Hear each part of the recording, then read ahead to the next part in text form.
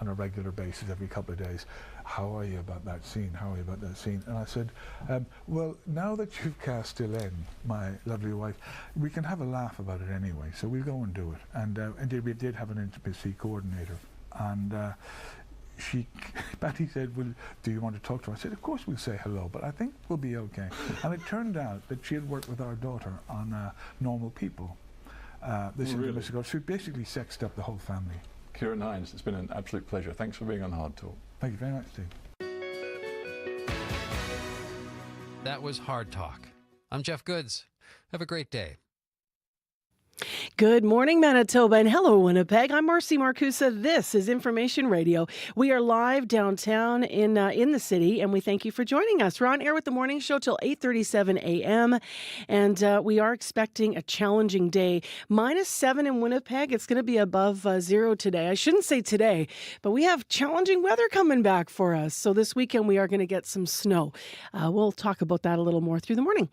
Right now, though, let's say good morning to the team. Brad Lilly's behind the YouTube controls, Abby Adeyemi behind the technical board and covering weather on air, as well as Corey Funk, who's back in this morning covering the commute on the program, but also directing the show. So he's busy out in the news center. So is Megan Ketchison at 3 minutes to 6 o'clock. She's filling in for Heather this morning and has our headlines. Good morning. Well, CBC News has learned Winnipeg's mayor now favors reopening Portage and Main to pedestrians. The change of heart is due to the cost of repairing the intersection and the delays that will cause if the underground crossing is preserved. We'll have the details coming up in the 6:30 news. And the Manitoba Museum says it's running out of proper space to store items, and it needs a boost in funding from the province. The museum is also facing staffing issues, leading to a temporary moratorium on accepting items until the month's end. And we'll have more coming up at 6:30. All right, thanks, Megan. Thank you. So, Megan, of course, with us throughout the morning and news anytime online at cbc.ca/Manitoba. So you heard it.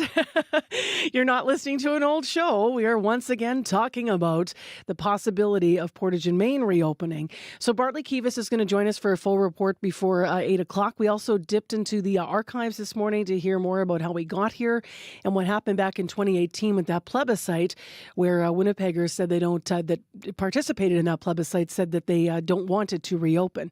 So where are we going next? What is this all about? We will get into those details throughout the morning. In addition, in the first hour of the show, it's March. And today marks a week until the National Hockey League trade deadline. We'll look more about the playoff picture, how the Jets are doing, and how exciting the hockey's been this season. In addition, a little bit later in the program, we'll be looking at the weather and what is in store for March. I mentioned we have some snow coming to Winnipeg for Sunday. And this morning, we'll reflect on the life and times as well of former Prime Minister Brian Mulroney. His family announced his death yesterday. World Report is coming up next. On Cue with Tom Power. Jacob Collier found his path alone. He's this British child prodigy who found success posting videos of his music on YouTube. He'll tell you why he's making music with others for the first time, and he has some advice for you on how to listen. That's coming up on Cue, followed by Commotion with Elamine Abdelmahmoud on CBC Radio 1, the CBC Listen app, and everywhere you get your podcasts. This is World Report.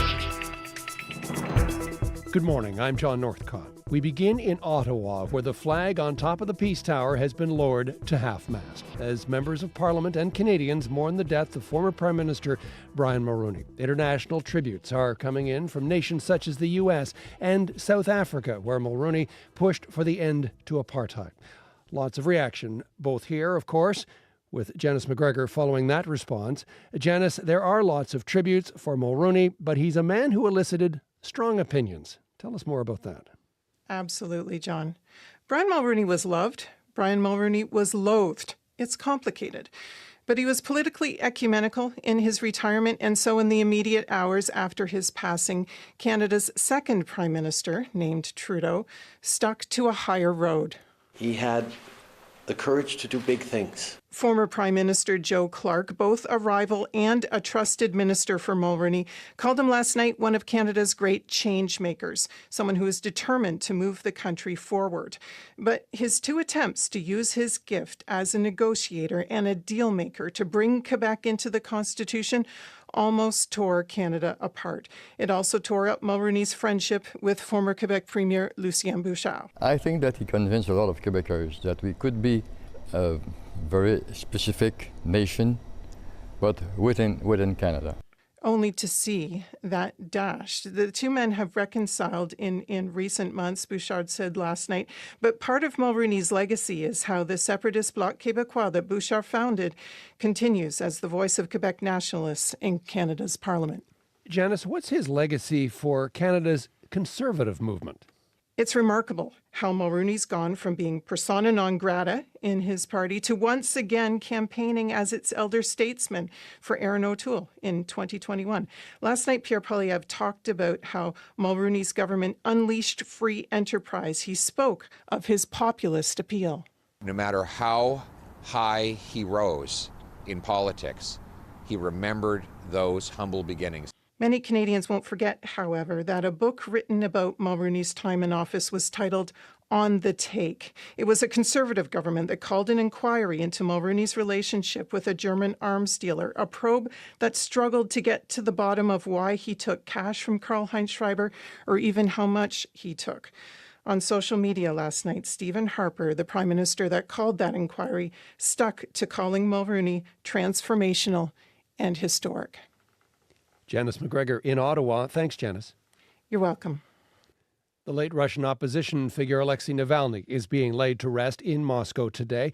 It's been 2 weeks since the Kremlin's fiercest critic suddenly died in a penal colony, and the road to his funeral has been anything but smooth. As Abby Kugadassan reports, tensions are high between hundreds of mourners and a heavy police presence. Outside the Onion Dome Church, featuring tall gold crosses where Alexei Navalny's funeral is being held, police cordons, possible video surveillance, and men in uniforms. Leonid Volkov is Navalny's former chief of staff. They even went so far to say we will treat this as an unsanctioned protest rally and everyone who shows up will be arrested and things like this. Mourning the opposition figure is seen by the Russian state as cracks in the absolute loyalty it demands. In Russia, the regime is making it very, very clear that they are very much ready to use any kind of force that is required. Jan Dolbaum co-authored a book called Navalny, Putin's Nemesis, Russia's Future. A once hopeful title, he acknowledges the 47-year-old's death is a huge blow to some Russians. And even if they might be angry individually, the anger doesn't come out collectively. It's rather dominated by fear of repression. He says the hopelessness brought on by Navalny's death is what the regime wants. But Navalny himself was once asked what his message would be for this moment when he was no longer here to fight for a different country. Don't give up, he said. We don't realize how strong we are. Thousands have gathered for his funeral in Moscow to mourn Navalny's death and thereby showing the Russian opposition's heart still beats, however faint. Abby Kuwadassan, CBC News, London. In the Iranian capital.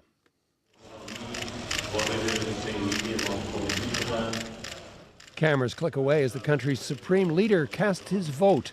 Iran is holding its first elections since the 2022 anti-government protests. The votes will decide on the next members of parliament. It's seen as a test of the regime's legitimacy, but a low turnout is expected. Voter apathy has been high following the protests sparked by the death of Mahsa Amini.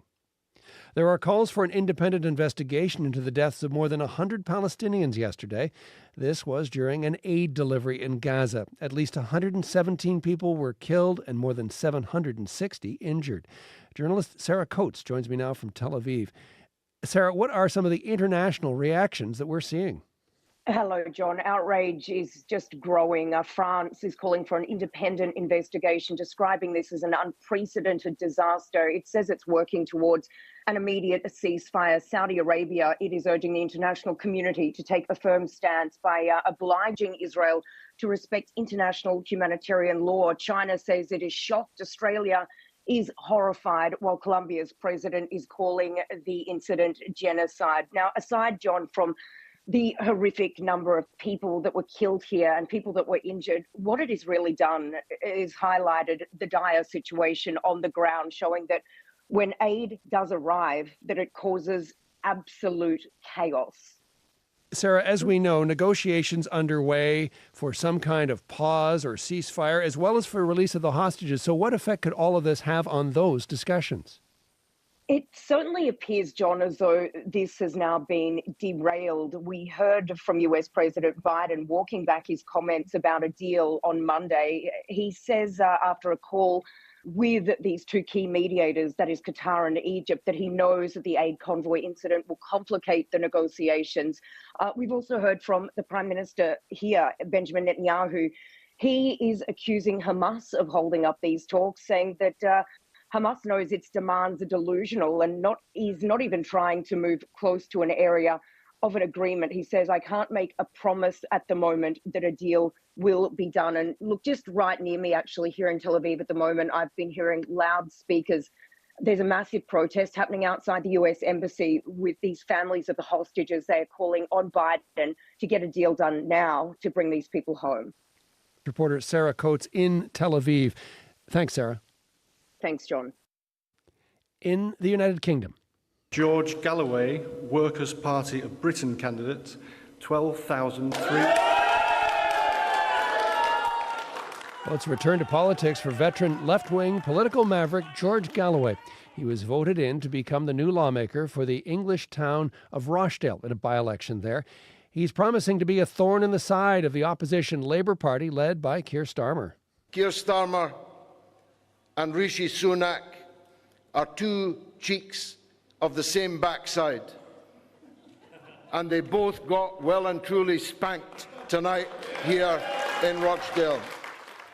Galloway has been staunchly and sometimes controversially pro-Palestinian throughout his career.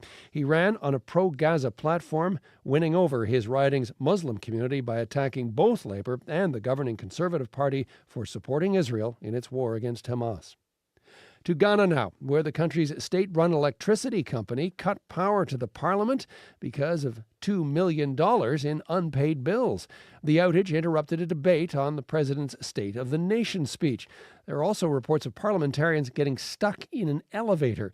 A backup power generator restored power to the chamber a few minutes later, according to local media, but other parts of the parliament building remained without power for most of the day before electricity was restored.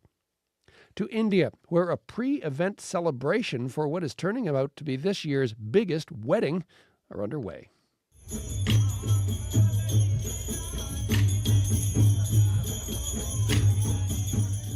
Performers greet an array of guests with folk dances as they arrive for a 3-day pre-wedding jamboree for Anant Ambani. Now, he is the son of Indian billionaire Mukesh Ambani, head of conglomerate Reliance and Asia's richest man with a net worth of $114 billion, that according to Forbes. Around 1,200 guests will be in attendance, among them business giants like Bill Gates and Mark Zuckerberg. Among traditional celebrations, attendees will be able to catch a performance by magician David Blaine and music superstar Rihanna. The actual wedding is not until July.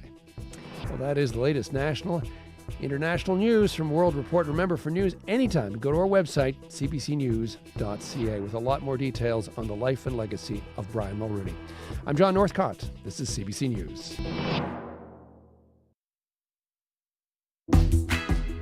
Good morning, Manitoba. I'm Marcy Marcusa with our team at Information Radio on CBC 89.3 FM, 990 AM, on the app, on YouTube, and in your house. Thanks so much for making us part of your morning. Mainly clear out there. It's -8, and we do have some challenging weather ahead. We're going to talk about that this hour. It is March 1st, and might be coming in like a bit of a lion, as they say. So that's coming up this hour on the program. Also this hour on the show, a Manitoba cat decided he wanted more than just a walk down the street. Snickers wanted to travel. How far did he get away from home, and how did his owner recover him? We'll find out more about that adventure. And speaking of March 1st, it's a week into the National Hockey League trade deadline. The playoff picture is starting to take shape. How do the Jets look in that? We'll have that conversation this hour on the show. Stay with us.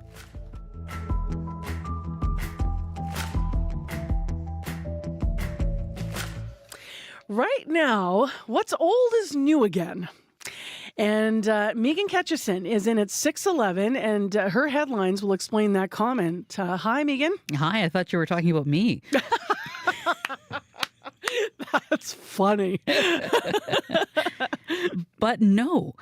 Big news today for Winnipeg's most famous intersection. CBC News has learned Winnipeg's mayor now favors reopening Portage and Main to pedestrians.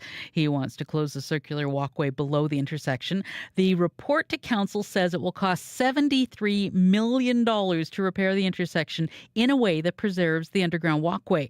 Those repairs would also cause 4 to 5 years of traffic delays. Reopening to pedestrians would cost less. And Brandon police say they're seeing a rise in substance-related calls. Sergeant Dana McCallum says fentanyl reports were up 5% in 2023 compared to the previous year. And McCallum says social disorder calls are also increased year over year by 9%. And we'll have more coming up at 6:30. All right. Thank you, Megan. You bet. So we already have posted on Facebook about Portage and Main, talking about it again. If you want to weigh in there, great. It's my Marcy Marcusa page, acts as a show page in the morning. You can also call us. We really would love to hear from you on this one. Read Bartley Kives' story first, cbc.ca/Manitoba, then weigh in. 788-3205. Let's say good morning to Mr. Abby Adiyemi, who's back on the show. Hi there. Good morning, Marcy. How you doing? I'm doing well. I'm glad you're back. You have lots of weather to tell us about. Yeah, lots of it. Right now, Winnipeg, we're waking up to a crisp morning with light breeze from the south. It's -8 degrees outside and it's clear. But we need to get ready for, like, this weekend is going to be like a weather dance. It's going to look like this and that. We're expecting a mix of sun and clouds throughout the day today. Later on, the winds is going to shift and then it's going to bring some warmth. We're going to see a high of 2 degrees. Now, you need to keep an eye out for increasing the clouds crawling in the afternoon period. That's just nature's way of keeping us on our toes. And as night falls, partly cloudy skies will creep in, and then the temperature will drop to a low of -11. Now, that's for Winnipeg. This is the other part of the dance. Folks up north, a snowfall warning alert has been issued for northern Manitoba. Folks up north expecting 10 to 15 centimeters of snow spreading from the west to out the east. Now, this is due to a low pressure system crossing that region. We're going to be seeing heavier snow along a band that stretches from Lynn Lake all the way to Flin Flon, eastwards towards Gillam and then Shamattawa by tonight. And like I said, 10 to 15 centimeters of snow is expected, with heavier accumulations in some areas leading to reduced visibility. So it's going to be blowing also. You need to drive safe. Now, coming to the south, we have a special weather statement for the south. A winter storm is actually approaching us this weekend. It's going to be bringing snow. It's going to be bringing rain. It's going to be bringing freezing rain and possibility of thunder in some areas. And of course, by Saturday, the forecast says we're going to be seeing about 40 centimeters of snow southwest of the Red River Valley with freezing rain and then more rain later. So we're looking at the strong winds coming. And we actually have some more analysis coming on from meteorologists later this hour, because this one is strange. So it starts Saturday late, goes through Sunday. Yeah. Beyond the snow, there's also a mention in this statement of thunder. Thunder, yeah. When it rains, definitely. Yeah, I guess that's just the... so it's like going into this weekend, just be prepared for that dance. I love that framing, Abby, the weather dance. It's the weather dance. So just prepare for that. If you don't have to travel, please don't travel. Yeah. So have a look. We'll get some more analysis. Thank you. You're welcome. Speaking of travel, let's get the update on the commute now with Corey Funk. I was just looking up whether Thunder Snow is the name of a metal band, and it certainly is. Is it really? I'm like Thunder Snow. That's got to be a metal band name. Someone already took They're it. from New York. Dang, it could have been us. We were so close. We had our chance. That's okay. Well, anyways, commute so far at least is looking pretty straightforward for now. Tomorrow will probably be a much different story. Sidewalks fairly grippy. Bike lanes look pretty clear. Highways also looking pretty clear so far. But if it's not clear where you are, if you see something going on, give me a call on the CBC commuter line, and I'll let folks know what you're seeing out there. That number to call, 204-788-3093.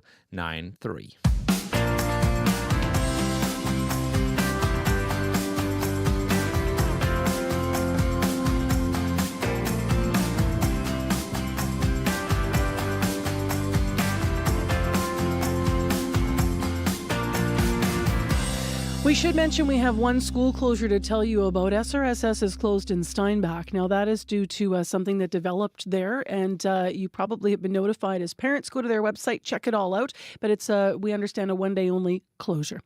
It is 6:16 a.m. on 89.3 FM, 990 a.m. or on the app. Thanks for being with us. Let's start with a kind of a cute story that didn't start so cute. It started really stressful for a pet owner. And for pet owners, losing an animal is absolutely devastating. It's losing a family member. But our next story does, as I mentioned, have a happy ending. The cat did come back. For Lindsay Whitting, who lives in the Cypress River area, Whittick rather. Earlier this week, her 8-month-old cat named Snickers went missing. Turns out Snickers hitched a ride on a truck and ended up 100 kilometers away in Brandon. Lindsay spoke with Marjorie Dowhouse about it.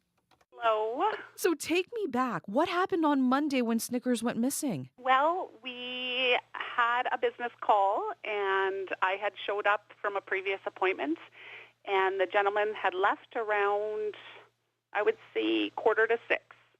And then it was that evening we couldn't find him, and then we just figured, okay, maybe he'll come out of the woodwork on the farmyard, and the next morning we pretty much realized he was gone. When you realized he was gone, I mean, what was your reaction? Your kids too. What did they think? Well, they were still hopeful at that point because being a farm kitty, they could be here, there, or anywhere. But it really probably hit later morning when we're like, okay, he is gone. Like, we need to pinpoint it. So at that time, we realized he probably hopped in the business truck that left our yard. Yes. And so what did you do next? I contacted the gentleman who was at our yard, and he told me, well, I ended up in Brandon, and he checked for me, and he didn't see a kitty. So then I figured, okay, well, if he made it to Brandon, then I'm going to post on the Bella Facebook page, which is the Brandon and area lost animals. So that was probably early afternoon when I made the post. So give us a sense of how far Brandon is from where you live. You live in the Cypress area, right? Yes, yeah. We live just south of Cypress River, so my husband figured about 75 miles. Wow, that's quite the trek. Yes. Describe for us, what kind of cat is Snickers? He is basically your regular farm cat, cute, long-haired with white and black and gray spots. Okay. And about 8 months old. Oh, he's just a young little guy. Yes, he is. So now you post on this website, the Bala website, that your cat is missing. You've been in touch with the person who was visiting your house, and so how were you able to locate Snickers? What happened? Well, about 8 o'clock Tuesday evening, I seen a post on the Bala website from a woman saying, I think we found your kitty. My boyfriend was trying to contact you. So I'm like, oh, wow, really? And so I phoned him back. I seen it was a missed call, and he's like, I'm 100% sure it's your kitty from the post on Facebook. And he sent me the picture, and it totally was. And he said, I'll take him in for the night, I'll feed him, and we made arrangements to pick him up yesterday. And so when you heard that someone found Snickers, what did you think? Oh, I was over the moon. My kids could hear me because I was in the living room, and my daughter could hear that it was a happy conversation, so she came running out from the kitchen, and then by the end of the conversation, my whole family was in the living room, and we were on cloud nine, so it was pretty sweet. What does Snickers mean to your family? Well, like I said, we're not a huge cat family, but we got him as a kitten, and we just kind of took him in, and yeah, he's been kind of, the kids love him. He's super sweet and quiet and just hangs out, and yeah, he's just an all-around good kitty. Now, how is he doing? Really well. Really well, yeah. Yeah, just went right into eating. The gentleman and his girlfriend that found him said he ate and drank that night and was in good spirits, and then when he got home here, just eating, drinking, and doing a lot of sleeping. So how did he get away from home, like so far? You said 75 miles is the distance between your home and Brandon. How did he end up getting that far away from home? Well, because he hopped in the truck because the temperatures plummeted, so he was under the hood because it was probably a bit warm, and he just stayed under that truck. And then we assume when the gentleman got to Brandon, he stayed there. And then I think he ended up about 3 blocks away from where the gentleman had parked his truck. So not terribly far, but that's where he was found. Mm-hmm. And cats love warm spaces, don't Yes, they most certainly do. Yes. So it sounds like Snickers is doing great and that he's settling back in at home. What will you do to prevent him from heading on to another road trip? Well, we've made a general consensus here. He's not allowed outside until spring. Well, I'm glad to hear that this story has a happy ending and glad to see that Snickers is doing great. Yes, Lindsay, thank you. Thank you so much for joining me. Thank you for calling. Lindsay Whittick, her 8-month-old cat Snickers ended up over 100 kilometers away in Brandon. He was reunited with the family this week. We can't resist. The very next day, the cat came back. They thought he was a goner, but the cat came back. He just couldn't stay away. Give me a nice meow, go. Now, old Mr. Johnson had troubles of his own. He had a yellow cat who wouldn't leave his home. He tried and he tried to give the cat away. He gave it to a man going far, far away. But the cat came back the very next day. The cat came back. They thought he was a goner, but the cat came back. He just couldn't stay away. As I said, we can't resist a little Fred Penner after that story, right? We also can't resist wishing Marjorie Dowhouse well. I sure hope you tune into Radio Noon today, because today is her very last show before she's off to work on a special project. Congratulations, Marge, on your upcoming baby. It is 6:23. As I mentioned, it's -8 in Winnipeg. It's -12 in Brandon. It's -18 up in Thompson with light snow falling. And speaking of Thompson, your city, as well as Flin Flon, Lynn Lake, Leaf, Gillam, Shamattawa, and areas surrounding are under a snowfall warning. So as Abby said, 10 to 15 centimeters expected. We are going to see snow here in the south. It is not, though, going to start until into Saturday, and then Sunday is the really big day. We have a special weather statement issued because of that weather that's coming our way. We'll talk more about it in detail before 7 o'clock.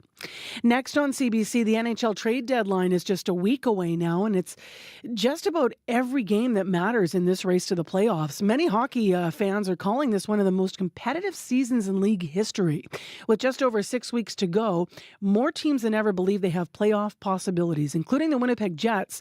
They have the best winning percentage in the Western Conference. Greg Strong is here to talk about it. He's a longtime hockey writer and sports reporter with the Canadian Press. Good morning. Good morning. How are you? I'm well. So what do you think of watching this season in the games you've been seeing? Would you call it one of the most competitive seasons in the league's history? Well, looking at the standings, for sure. There are some great divisional battles on the go. There's some solid wild card races. And it's nice to see some Canadian teams really in the mix for potential deep playoff runs, including, of course, the Winnipeg Jets, who are enjoying an excellent season so far. But really, you've got 4 Canadian teams that could make the playoffs and appear to be good bets, and maybe a 5th in Calgary. So we shall see what happens over the stretch drive here. The Jets are in a dogfight right now, though, for the top spot in Central. Where do you see them moving forward in this, the last number of games here, pack of games coming up in the season? Well, this is that time of year, right, with the trade deadline around the corner, where a lot of teams might decide to tinker with things, make that big move, and the Jets could very well do that. But what I like about Winnipeg is they did things early. They made that move a few weeks back, landing Sean Monahan from Montreal for a first-round pick. A few other teams did that too. Of course, the Canucks you gave up their first-rounder to acquire Elias Lindholm from Calgary. So I always like it when the teams strike early, gives the teams a chance to really, or the new players a chance to really settle in with their teammates, and you don't have that, last-minute kind of tinkering with the team, and it doesn't give them much time ahead of the postseason. So really like what the Jets have done, and they're getting results, as you say. First place as far as winning percentage goes in the Western Conference. We'll return to sort of looking at the league in a moment and the teams in the hunt, but I do want to talk about the NHL commissioner and his visit to Winnipeg. So we've been reporting on this, obviously. We did hear Gary Bettman's message to Jets fans not to worry about losing the team, but attendance is an issue. Mark Chipman speaking to The Athletic about that. What sense did you make of all of that? Well, it's never good when the commissioner, deputy commissioner, make a visit to town and try to pump the tires and on the franchise and calm things for hockey fans in that market.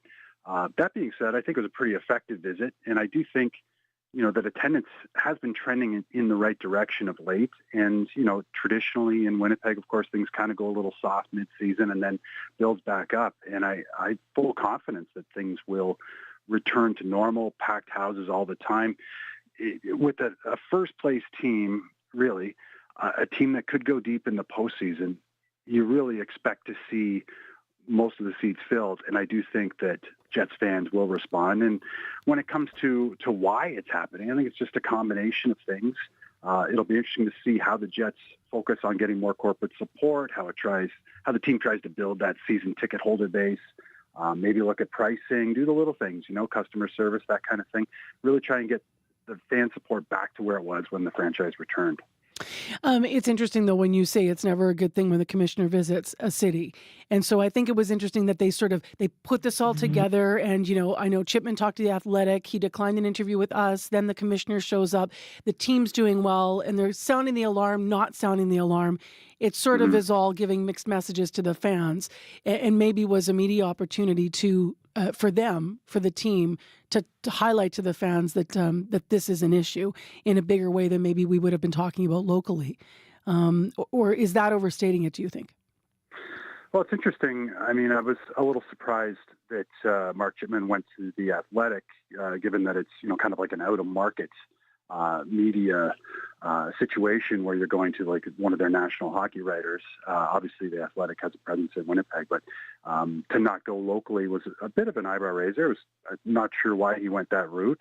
But yeah, I mean, it's never, when you've got this kind of situation, I think you want to be front and center with all the outlets and just lay it out there. Do all the interviews you can. Just be open, forthright, and describe what's happening, because obviously there's a passionate fan base there. Back to the hockey, as promised. Let's talk about actual goals. So the Leafs have been witnessing a remarkable scoring spree by Austin Matthews right now.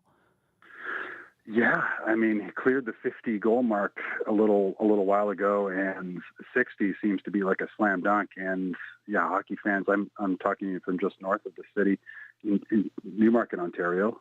And, there's a buzz that's, he could get 70, maybe even a few more.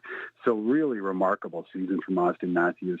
And, of course, let's look to some of the other Canadian teams. I mean, Connor McDavid has been, far and away the assist leader in the NHL this season. So nice to see two, generational talents just really delivering in their prime, putting up numbers the way you'd expect, and they're just a joy to watch. It's really something to see players like that who just seem to be like that quarter stride faster. They get ready just that little split second quicker.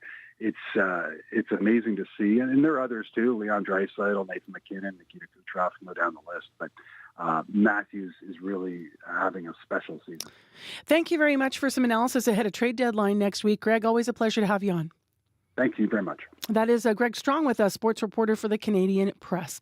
Coming up after the news, we have business news, and you have likely heard the news that former Prime Minister Brian Mulroney died. His family making that announcement yesterday. You're writing into us about whether or not you ever crossed paths with him and what his effect was on your life in Manitoba. And some of you are writing that he was the father of the GST. And that is correct, and that would have impacted your life. After the news, we're going to talk about Brian Mulroney's economic legacy with our business reporter, Phil Demont. Right now, though, your CBC Winnipeg News. This is CBC News. Good morning. I'm Megan Ketchison in Winnipeg. At 6:30, we have clear skies and it is -7. Sunny with a mix of sun and cloud this afternoon with a gusty south wind and a high of 2. Now, we do have a special weather statement for southern Manitoba. A strong winter storm is poised to affect our area. This weekend, the system will likely bring snow, rain, and freezing rain, even a few rumbles of thunder. The snow will begin in southern Manitoba on Saturday evening or Saturday night.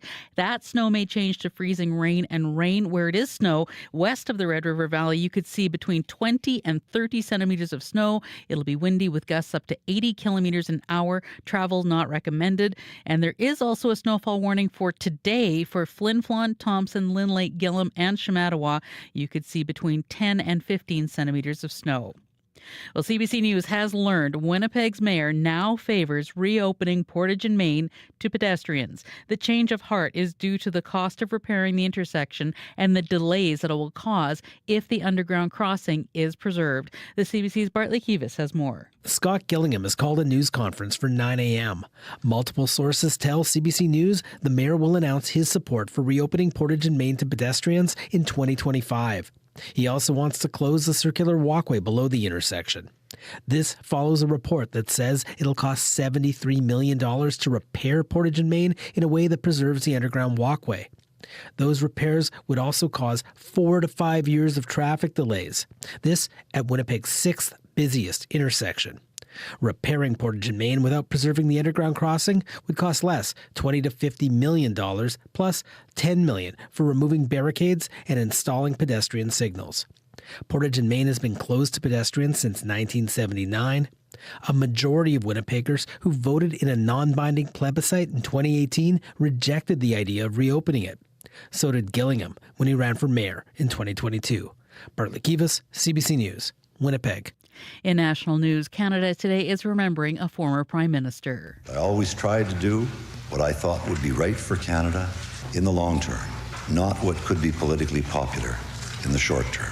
Brian Mulroney, Prime Minister from 1984 to 1993, died yesterday in Florida at the age of 84. For more national and international news, tune into World Report at 7 o'clock. Steinbach Regional Secondary School is closed today. In a note to parents, the superintendent of the Hanover School Division says it's because of an online threat to the school. RCMP have opened an investigation and identified the source of the threat. In an abundance of caution, the division says it's decided to close the school for today. Classes are expected to start up again on Monday.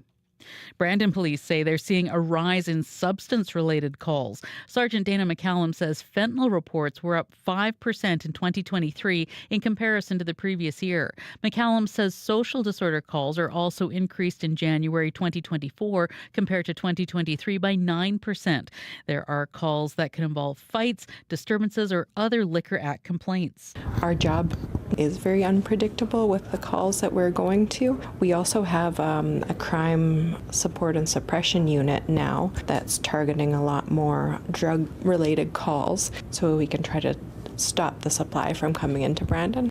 Brandon, Manitoba's harm reduction says they have also seen an increase in fentanyl in drugs. They say right now the city experiences about 1 overdose death per week. The Manitoba Museum says it's running out of proper space to store items and needs a boost in funding from the province. The museum is also facing staffing issues, leading to a temporary moratorium on accepting items until the month's end. CEO Dorada Blumchinska says there's not enough staff right now to do the processing work for all the items. We are so lean in our operations that we don't have redundancy. We don't have additional people to turn to when there's retirements, when there's absences due to illness or other circumstances, and that's really problematic. Items are still being accepted, but collecting times have been slowed. Lumchinska says the museum needs to eventually expand. The province wouldn't comment about potential funding for the museum before its upcoming budget is released. It says the NDP promised to restore cuts to arts and culture funding during the election campaign.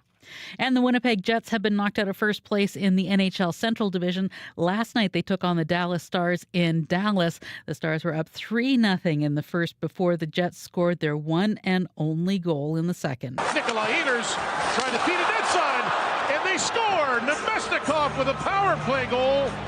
His first goal in 13 games, and Winnipeg is on the board. That's the Jets on TSN. The Stars went on to win 4-1. And that's your CBC News from Winnipeg. You can find more on our website at cbc.ca/Manitoba. All right. Thank you, Megan. Thank you.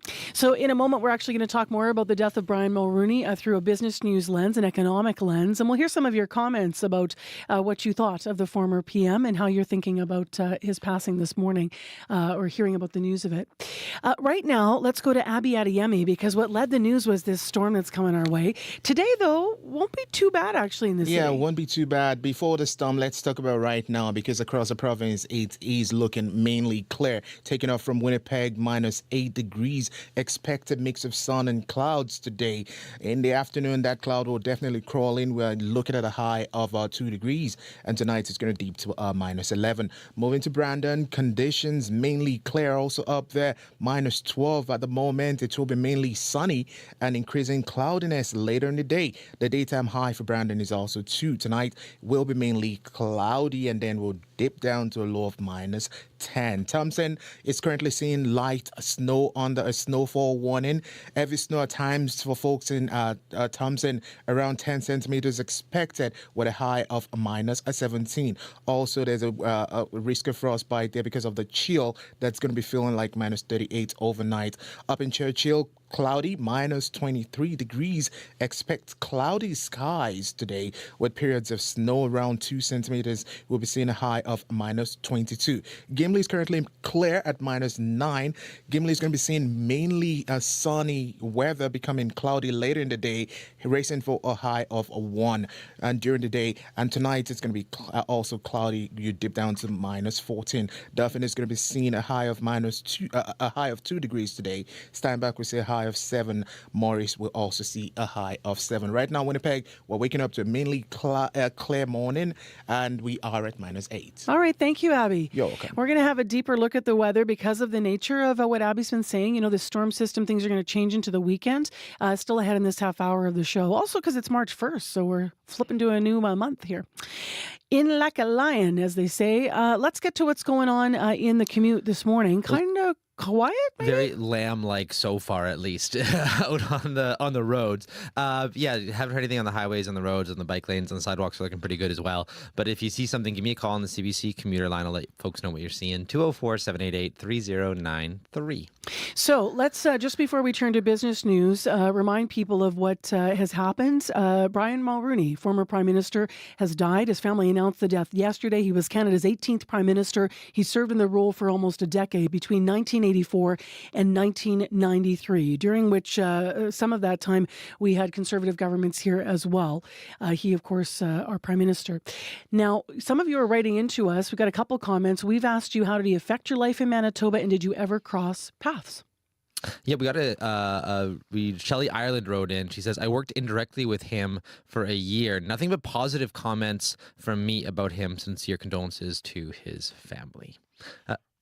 As well, we also heard from Diane Rogers. She says, I remember him campaigning on jobs, and then he cut community college funding, and my hubby got laid off, as did many. The age of amalgamation of big companies into bigger corporations and the loss of manufacturing overseas or U.S. changed world into haves and more have-nots. Yeah, the U.S. I think she just missed a word there. Yes. Has changed the world into haves and have-nots. Gotcha. So her opinion there. Yes. Corey, thanks for sharing those. Thank you. I know you have more in hand. Yes. But we better turn our attention to Phil. Yeah, we'll share them throughout the morning. Who's waiting. Now, Corey set us up to talk to Phil, obviously, because you're starting with Mulroney and his economic legacy in business news. Is that right?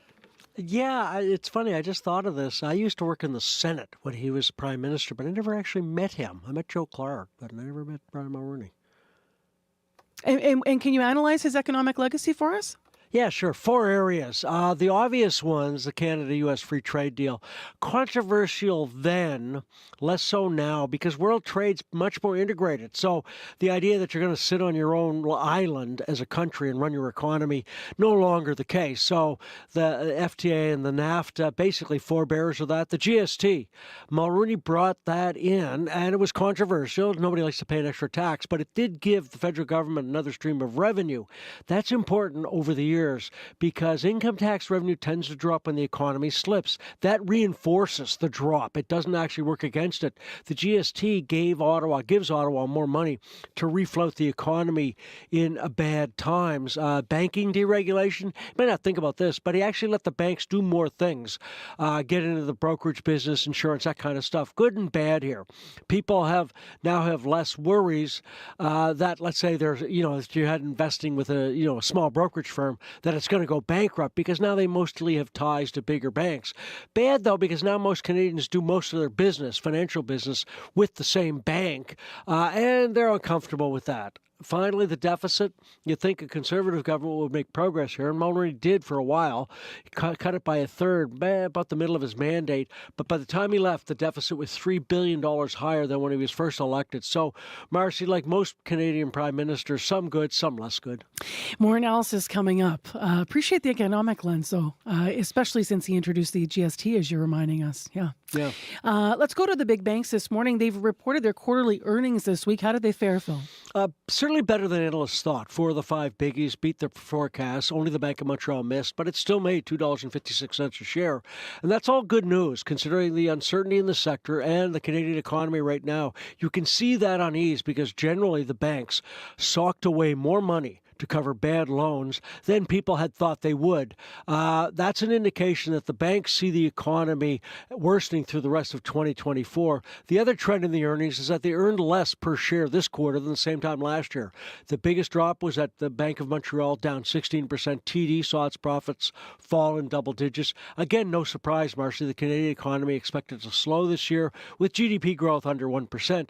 The two main areas I could find of analyst concern, the bank's commercial lending book, property and that stuff, higher interest rates causing that market to slow, and some concern about their operations in the U.S. And here, a couple of Canadian banks are trying to mesh new acquisitions that they made in the States with their current operations, and that always could cause hiccups.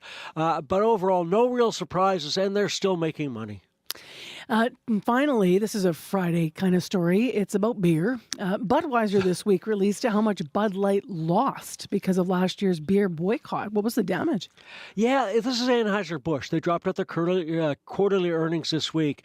And last year, the conservative groups led a sustained boycott against Bud Light. The beer had sponsored an Instagram post using a prominent trans advocate. That upset a number of conservatives in the U.S., led to odd posts like musician Kid Rock shooting up cases of Bud Light with an automatic rifle. Cool looking, but kind of weird at the same time. AB figures the boycott tanked Bud Light sales by about $1.5 billion. Interesting because conservative boycotts of consumer products gaining traction recently. Besides Bud Light, they got after Target. Got it to rethink its campaign of selling Pride clothing in its stores after protests there. Used to be shunning products was a winning tactic for progressive groups. Now conservatives using it as well. The irony of the Bud Light campaign, though, Modelo Especial became America's #1 beer when Bud Light got knocked off. Anheuser-Busch owns both labels. Let's go to markets this morning. What are they telling us? Yeah, right now a bit positive in Europe, Germany and the UK up 0.5%. Nikkei almost at an all-time high. It was up 2% today.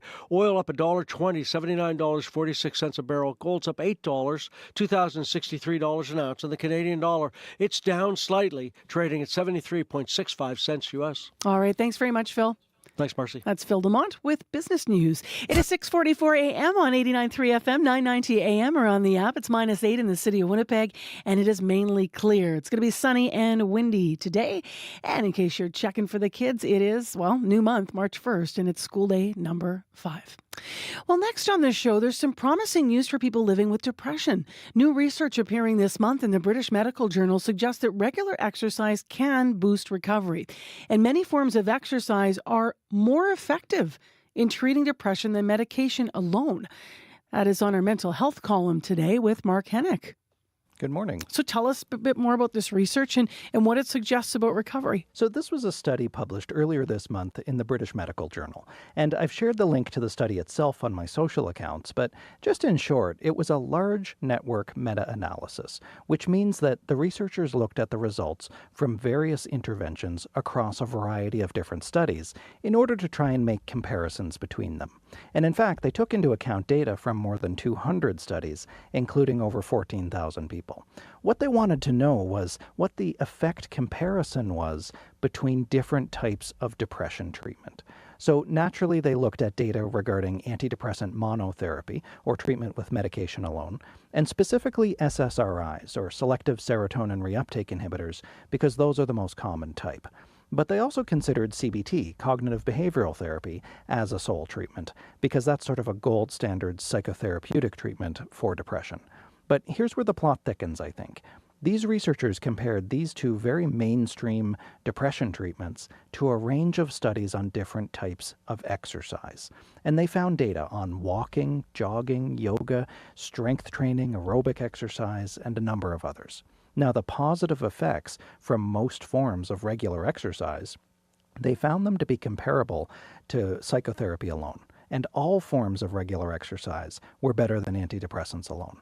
Though I think it is worth noting here that antidepressants as a sole treatment, it did work for some people, but the medications also worked even better when they were combined with exercise too. What are you taking away from this? How do you interpret the results from this? Well, one of the first things that jumped out to me as I was reading this study, it wasn't even the main focus, which was that while SSRIs had slightly better outcomes than the control group on their own, CBT on its own was shown to be substantially more beneficial than antidepressants alone in the treatment of depression. I think that's notable because the frontline treatment for most people with depression in Canada is antidepressants alone. Now, I've talked before about the many barriers that there are to accessing therapy, and one of them being that therapy requires a lot more time and a lot more work than taking medication. But I think that's the point here, actually. I think this speaks to the core reason in my mind as to why exercise appears to be comparable to therapy and better than antidepressants, which is that exercise, just like therapy, pushes us. It pushes us in a controlled and intentional manner to change our relationship to discomfort. Now, no doubt, regular exercise triggers all sorts of physiological reactions in your body and your brain too. But for me, the primary one is this exposure and acclimation to good stress. What kinds of exercise or good stress are we talking about here? The most effective form of exercise in the results in this study was actually dancing. But they weren't confident in the quality of that data, so that requires more research, and they left it out of the final analysis. The next most effective, for which they did have good data, was walking and jogging. So not a traditionally intense sort of activity, but that really puts a spotlight on the fact that intensity is relative. There is a little bit of nuance here too, though, because intensity does seem to be positively correlated with outcome. So in other words, the more intense, the better. But this really comes back to the mechanism of action that I hypothesized, which is at least in part about distress tolerance. It's about finding out what you find to be intense and then going there. I think this is where physical fitness and mental fitness almost converge into analogies of one another. You know, we can increase our resilience threshold, or how much emotional load we can lift and carry comfortably, through controlled exposure to things we find difficult, even intensely so, and that's subjective. But when we're afraid of our feelings, we can worry that every negative thing we encounter is a sign of something greater, some relapse in our depression, or proof that the world is terrible, and an endorsement of all our negative thinking. And then we fall down that rabbit hole. So that's why it's so, some people with depression and anxiety actually avoid exercise, because the physical sensations they've learned to associate with their diagnosis, racing heart, sweaty palms, being out of breath and tired. The lesson here, though, I think, is that it's okay to feel those things. Now, the idea that exercise can help with recovery from depression, I can appreciate. But does that include severe cases? It seems to. Exercise has been shown not only to be preventative from becoming depressed to begin with, but there's also good evidence for demonstrated effectiveness in mild, moderate, and even severe depression.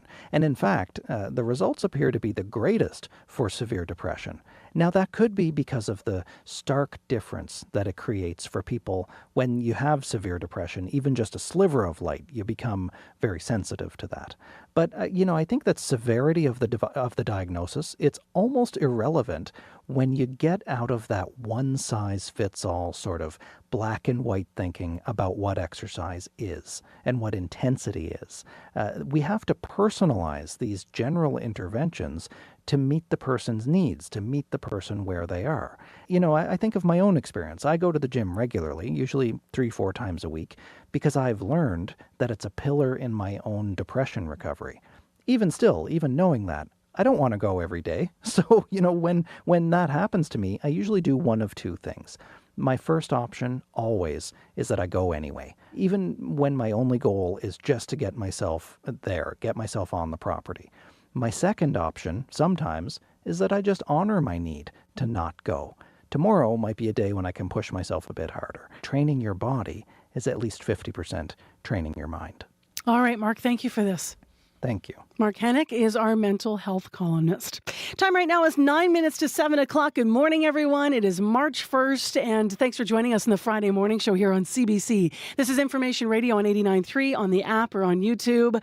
And if you are just waking up, there is news this morning in Winnipeg. The conversation about whether to open Portage and Main is once again happening, and we've been here before. You know, I'm really excited about the possibility of seeing it opened up. I think we've been a car-centric city for far too long. It's not that I oppose opening it up. It's the reality that the alternative to move this volume of traffic would be infinitely expensive, and there isn't a better option. Well, look, I recognize there are very different views on this intersection in Winnipeg, and I think Winnipeggers are right to expect that I'm going to do everything I can to fulfill my campaign commitment on this issue. So that was Brian Bowman, of course, Councillor Jeff Perwati, or former Mayor Brian Bowman, I should say, and a pedestrian who was a part of our live show in 2016, 8 years ago, when we were talking about Portage and Main. This morning, CBC News has learned that Winnipeg's current mayor, Scott Gillingham, favors reopening Portage and Main after a report warns fixing the intersection would cost $73 million. Bartley Kivas is in the next hour with his report, and he will be joining us with details. You can read online right now, though, at cbc.ca/Manitoba if why we're talking about this again this morning and where we might be going from here. Love to hear your thoughts, too. 788-3205. Next on the show, as I mentioned, it is March 1st, and wow. Winter took a while, but it's here. Let's talk to Scott Kaler, President of and Chief Scientologist at WeatherLogics, about it. Good morning. Good morning. So tell us a little bit about this storm system that's coming.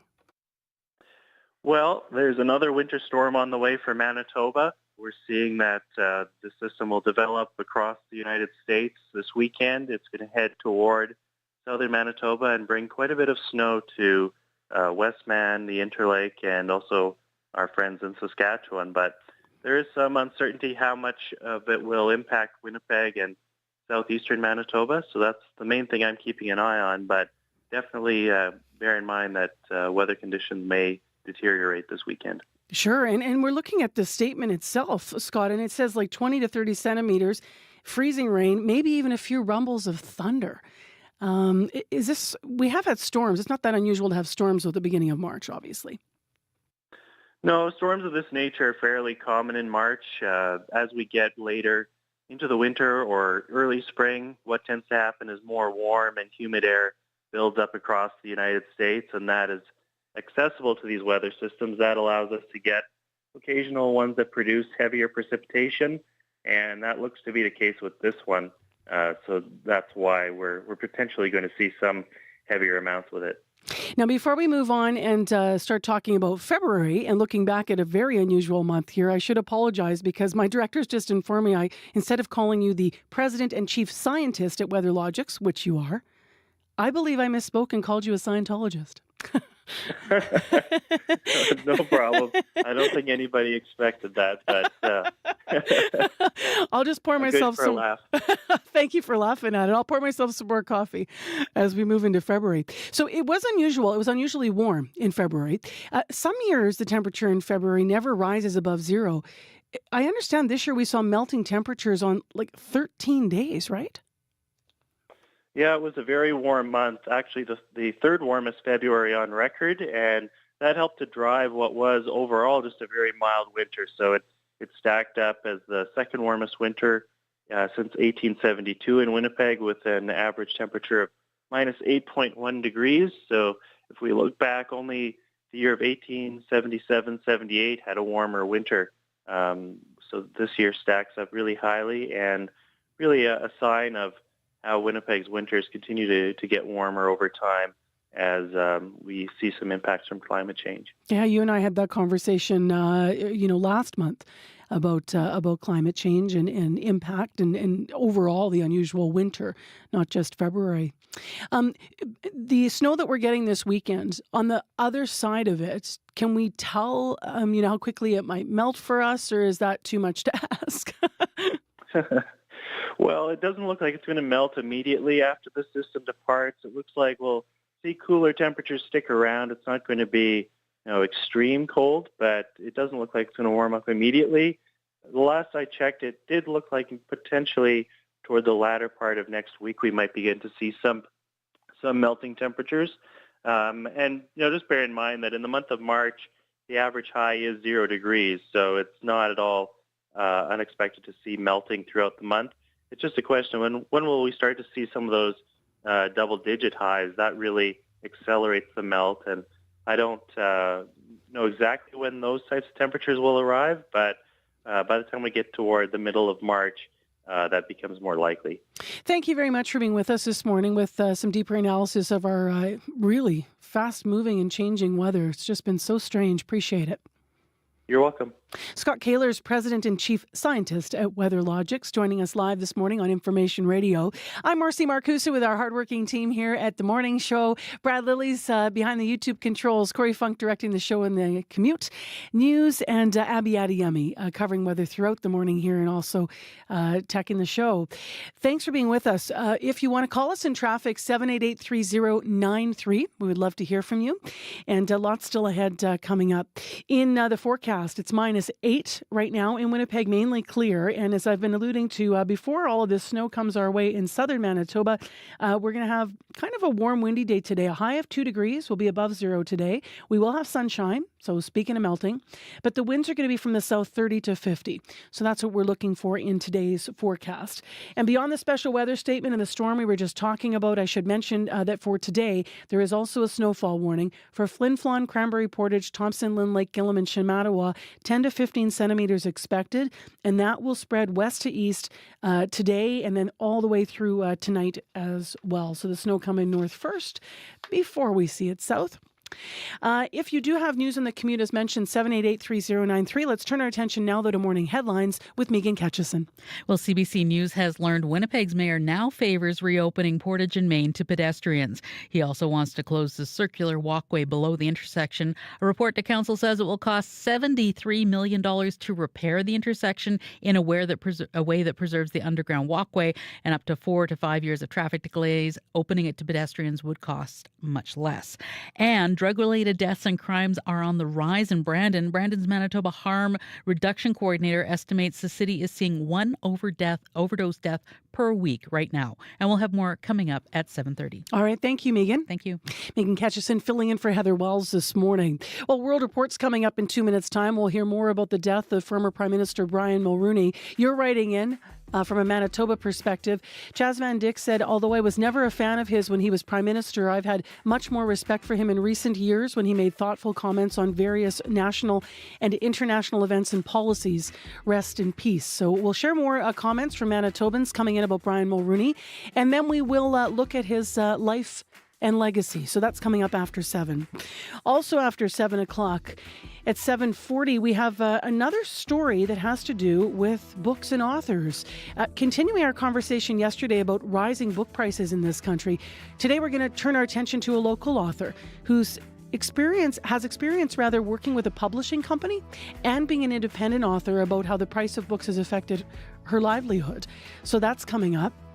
And then, I know you're surprised, but we're going to talk more about Portage and Main and the possibility of it reopening. Call the listener line 788-3205. Bartley Kivas in a full report. How did we get here? So we'll build on what we've been hearing in the news, and we'll share some of your comments that are already coming in fast and furious. You might be thinking, didn't we vote on this? Stay tuned. World Report's next. On the Current. The U.S. government has been wanting to see Native people as subhuman. Novelist Tommy Orange became a sensation with his debut novel, There. His new book is the story of trauma, triumph, and the impact of residential schools in the United States. Tommy Orange on stories as a tool for survival, coming up on The Current. The Current with Matt Galloway. This morning at 8:37, 9:07 in Newfoundland, and on the CBC Listen app. This is World Report. Good morning. I'm John Northcott. tributes continue to come in for Brian Mulroney. The former Prime Minister died yesterday in Florida at the age of 84. In South Africa, where Mulroney pushed to end apartheid, President Cyril Ramaphosa says Mulroney holds a special place in South Africa's history, adding that his country has lost a friend and an ally.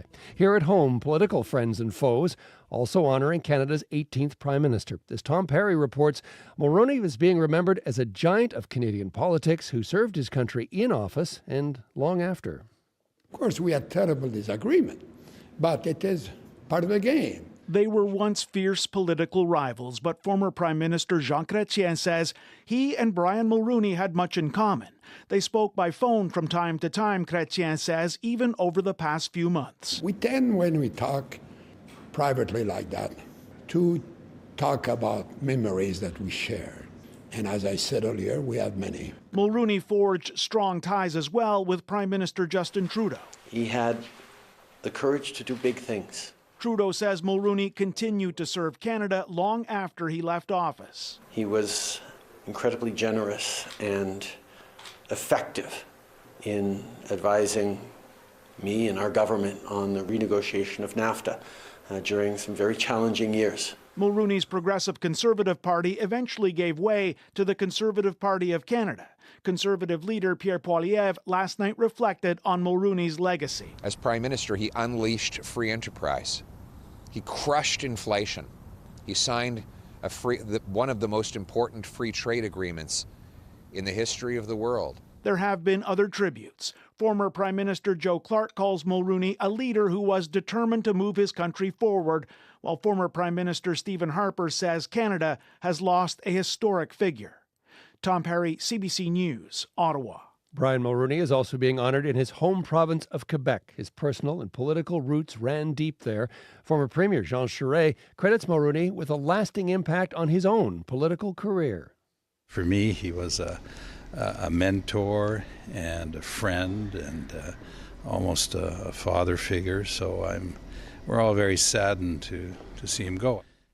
Charest also served as Mulroney's cabinet in Ottawa. So too had fellow Quebecer Lucien Bouchard. They had met in law school, becoming close friends as well as cabinet colleagues. Their friendship, though, later fractured by politics when Bouchard formed the Bloc Québécois in 1990. But Bouchard says the two later repaired their relationship. We had reconciled, but very late, too late, so many years lost for our friendship. Bouchard says Mulroney will be remembered as, quote, a great prime minister. A federal court judge has signed off on nearly $1 billion settlement in a class action lawsuit involving over 330,000 of Canada's military and RCMP veterans. As the CBC's Murray Brewster explains, the case relates to an accounting error that was covered up for years at the Veterans Department. I assure you, this government is committed to treating our veterans with the care, the compassion, and the respect that they have earned. Former Veterans Minister Seamus O'Regan in 2018, offering up $165 million in compensation to more than 270,000 veterans who were shortchanged in a long-running accounting error at Veterans Affairs. Turns out that wasn't the end of it. Nobody has been held accountable. Dennis Manouche is one of the plaintiffs in a recently settled class action lawsuit against the federal government.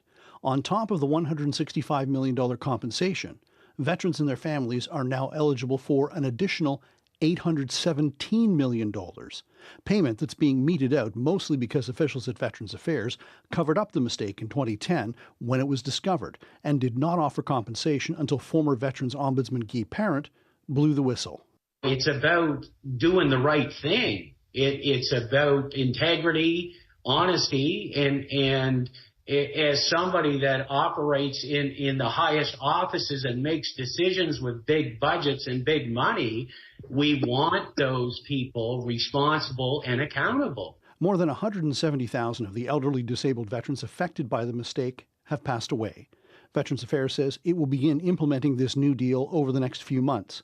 Dennis Manouche, however, says neither the Liberal government nor the Conservatives, who were in power when the mistake was buried, have shown any interest in finding out who was responsible. Murray Brewster, CBC News, Ottawa. The late Russian opposition figure Alexei Navalny is being laid to rest in Moscow today, but there are concerns of a potential flashpoint between hundreds of mourners and security. Navalny! Supporters are gathered outside the church where the farewell service was held. Meanwhile, a heavy police presence remains in the area. It's been 2 weeks since the Kremlin's fiercest critic died suddenly in a penal colony. Navalny's allies have accused President Vladimir Putin of having him murdered. The Kremlin has denied any involvement. Several foreign diplomats are at the funeral, including Canada's ambassador to Russia, Sarah Taylor. Calling it a religious duty, Iran's supreme leader was the first to cast his vote in today's parliamentary elections. The vote, the first test of public opinion after a spike in anti-government protests. Iran is seeing the worst political turmoil since the 1979 Islamic Revolution. Journalist Nahayat Tazoush is following developments. Nahayat, the leaders will need a high voter turnout to bolster their legitimacy. Are they likely to get it?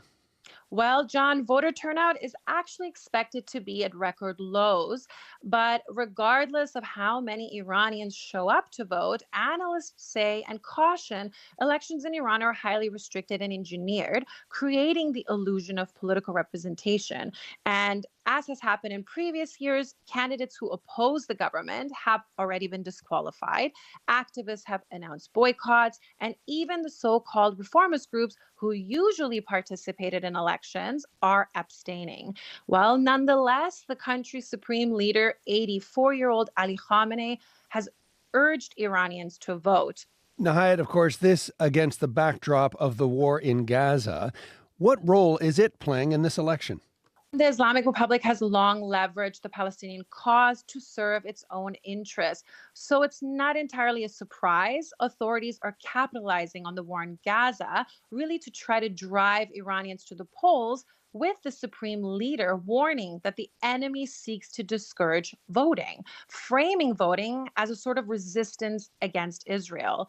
Meanwhile, the regime's backing of terrorist group Hamas has stirred resentment among Iranians for many years.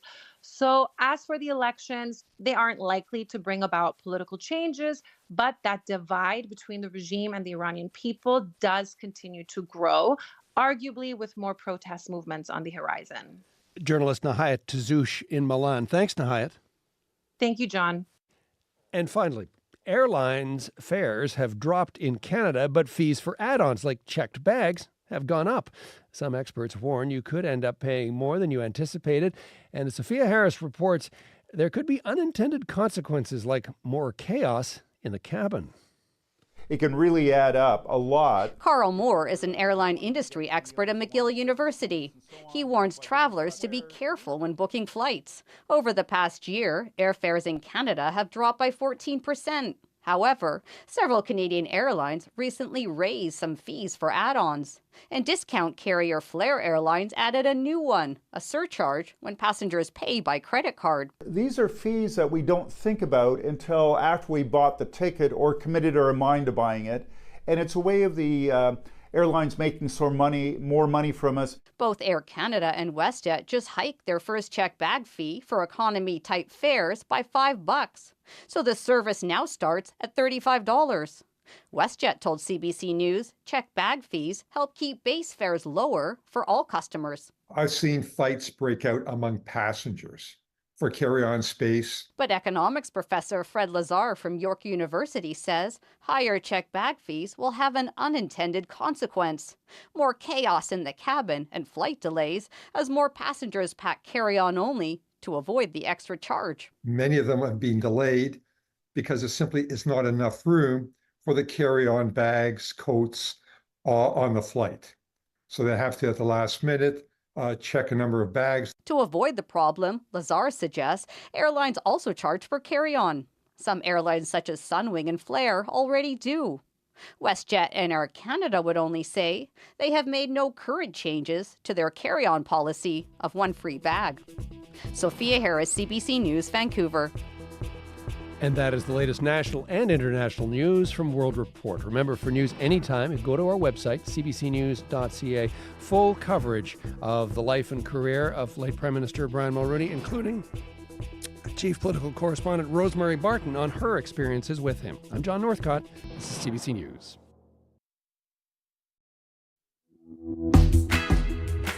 Good morning, Manitoba. I'm Marcy Marcusa. This is Information Radio on 89.3 FM, 990 AM, or on the CBC Listen app. Thanks for being with us. We're going to have a clear sky today. Well, if you're just getting up this morning, today on the show, we're going to be talking about something that we have visited over and over again in this city, including in 2016 during a live show at Portage and Main. The question then was, should we reopen that? The thing about Portage and Main is it's such an iconic intersection. Again, just opening it up to pedestrians, the number of people that would cross it and the delays that it would produce just aren't worth it. There's no access for us to walk across. It's not a very welcoming place for me to be as someone who's in the neighborhood wanting to go for a walk around. And it just seems really kind of cut off. So that's former Mayor Brian Bowman and current City Councillor Jeff Brawadi and a resident around Portage and Main weighing in. But as I mentioned, that was 2016. Why are we talking about it today? Here's Megan Ketchison with your news headlines. Well, CBC News has learned Winnipeg's new mayor now favors reopening Portage and Main to pedestrians. The change of heart is due to the cost of repairing the intersection and the delays that it will cause if the underground crossing is preserved. And finding a pediatrician in Winnipeg is more challenging than it used to be. A longtime pediatrician says there are a number of reasons, including 5 pediatricians retired in the past year. And she says medical advancements mean more premature babies are surviving and children with complex medical issues are living longer. We'll have more at 7:30. All right. Thanks, Megan. Thank you. You're already weighing in on Portage and Main. We'll get through some comments, and we already have a listener line on it as well. So right now, though, we have a lot of weather to talk about. But as I mentioned today, just looking at your Friday, March 1st, not so bad, Abby Adiemi. Yeah, it feels like a new car, crisp and clear. That's what Yeah. It feels like a new car. Especially how you take care of your wheels. They always look nice. Oh, come on, Marcy. I like my car. Temperature right now, we are at -8 degrees. Like I said, it's crisp and clear this morning. The wind is coming from the south. Expect a delightful mix of sun and clouds this afternoon. And then we're going to be reaching the high of 2 degrees. However, the wind is going to play a major role, becoming light near noon. Tonight, we're seeing a transition into the evening. The sky will be partly cloudy, and with the wind coming down from the northwest and eventually becoming light near midnight, the temperatures will be dropping to around -11 degrees. Now, we need to talk about the alerts and the snow, the warnings we have, because snowfall warning alert has been issued for a part of northern Manitoba. Folks in the north, you're going to be expecting about 10 to 15 centimeters of snow spreading from the west to the east.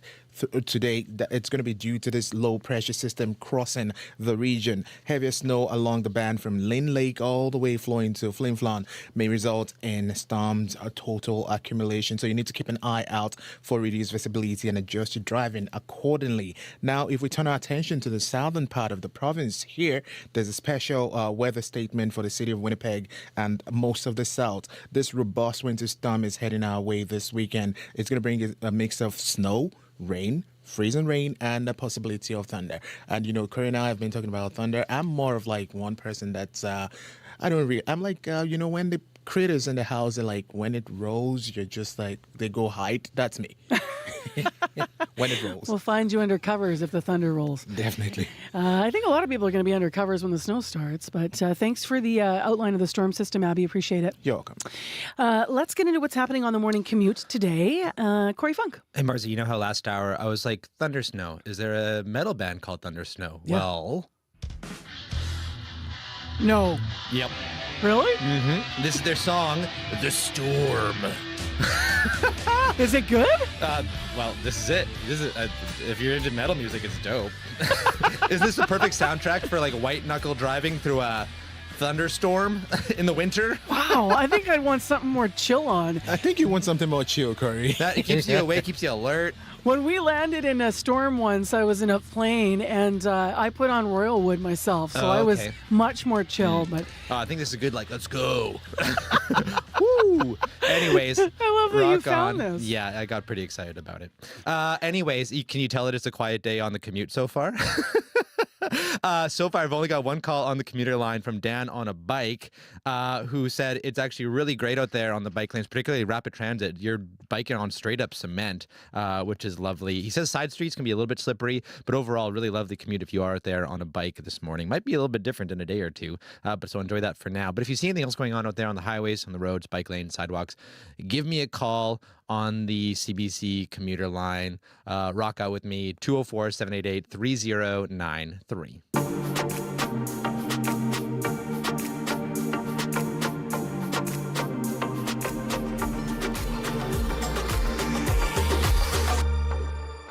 Well, as you have been hearing, a titan of Canadian politics has died. Former Prime Minister Brian Mulroney was 84 years old. Across Canada and around the world, people are remembering this country's 18th Prime Minister. Brian Mulroney served in the role for almost a decade, from 1984 to 1993, as leader of the Progressive Conservative Party. And for more, we're joined by journalist Fred Langan. He's in Toronto, and he spent a lot of time covering Mulroney. Good morning to you. So as a Quebecer, yourself and a journalist who long covered him, what was your reaction to news of the former Prime Minister's death? Well, I was saddened, of course, but I wasn't surprised because I knew that he had been in ill health, and the last time I saw him was in the fall, and he obviously was, a bit frail, although full of life. I got to know him about 50 years ago when I was a young reporter for the CBC in Montreal, and I met Mulroney and a colleague of his. He was a labor lawyer representing the Port of Montreal, and so they slipped me this report, which was great. A good little scoop for me about corruption on the Port of Montreal, and they actually did clean up the Port of Montreal. And Mulroney went on to also get involved in another, the Cleach Commission, which was also about corruption, but in the construction industry. And that was really, what helped launch him into sort of fame and media fame anyway, and running for the leadership of the Conservative Party in 1976. I was at that convention, very exciting convention, lots of bustling people going back and forth, not like now. And he lost, of course, to Joe Clark. I want to get into a couple of comments here because it's very interesting. We asked Manitobans how they're remembering Mulroney and if they crossed paths with him. A lot of people are talking about his nature as a person, but also about their mixed feelings about how his policies as a politician. So Barbara Froman said, I disliked him intensely as PM, but as a retired elder statesman, he seemed to have learned wisdom and did make thoughtful comments on national and international events. Robert Granke traveled next to him and his family. We were going to Geneva once. He was very kind and gracious.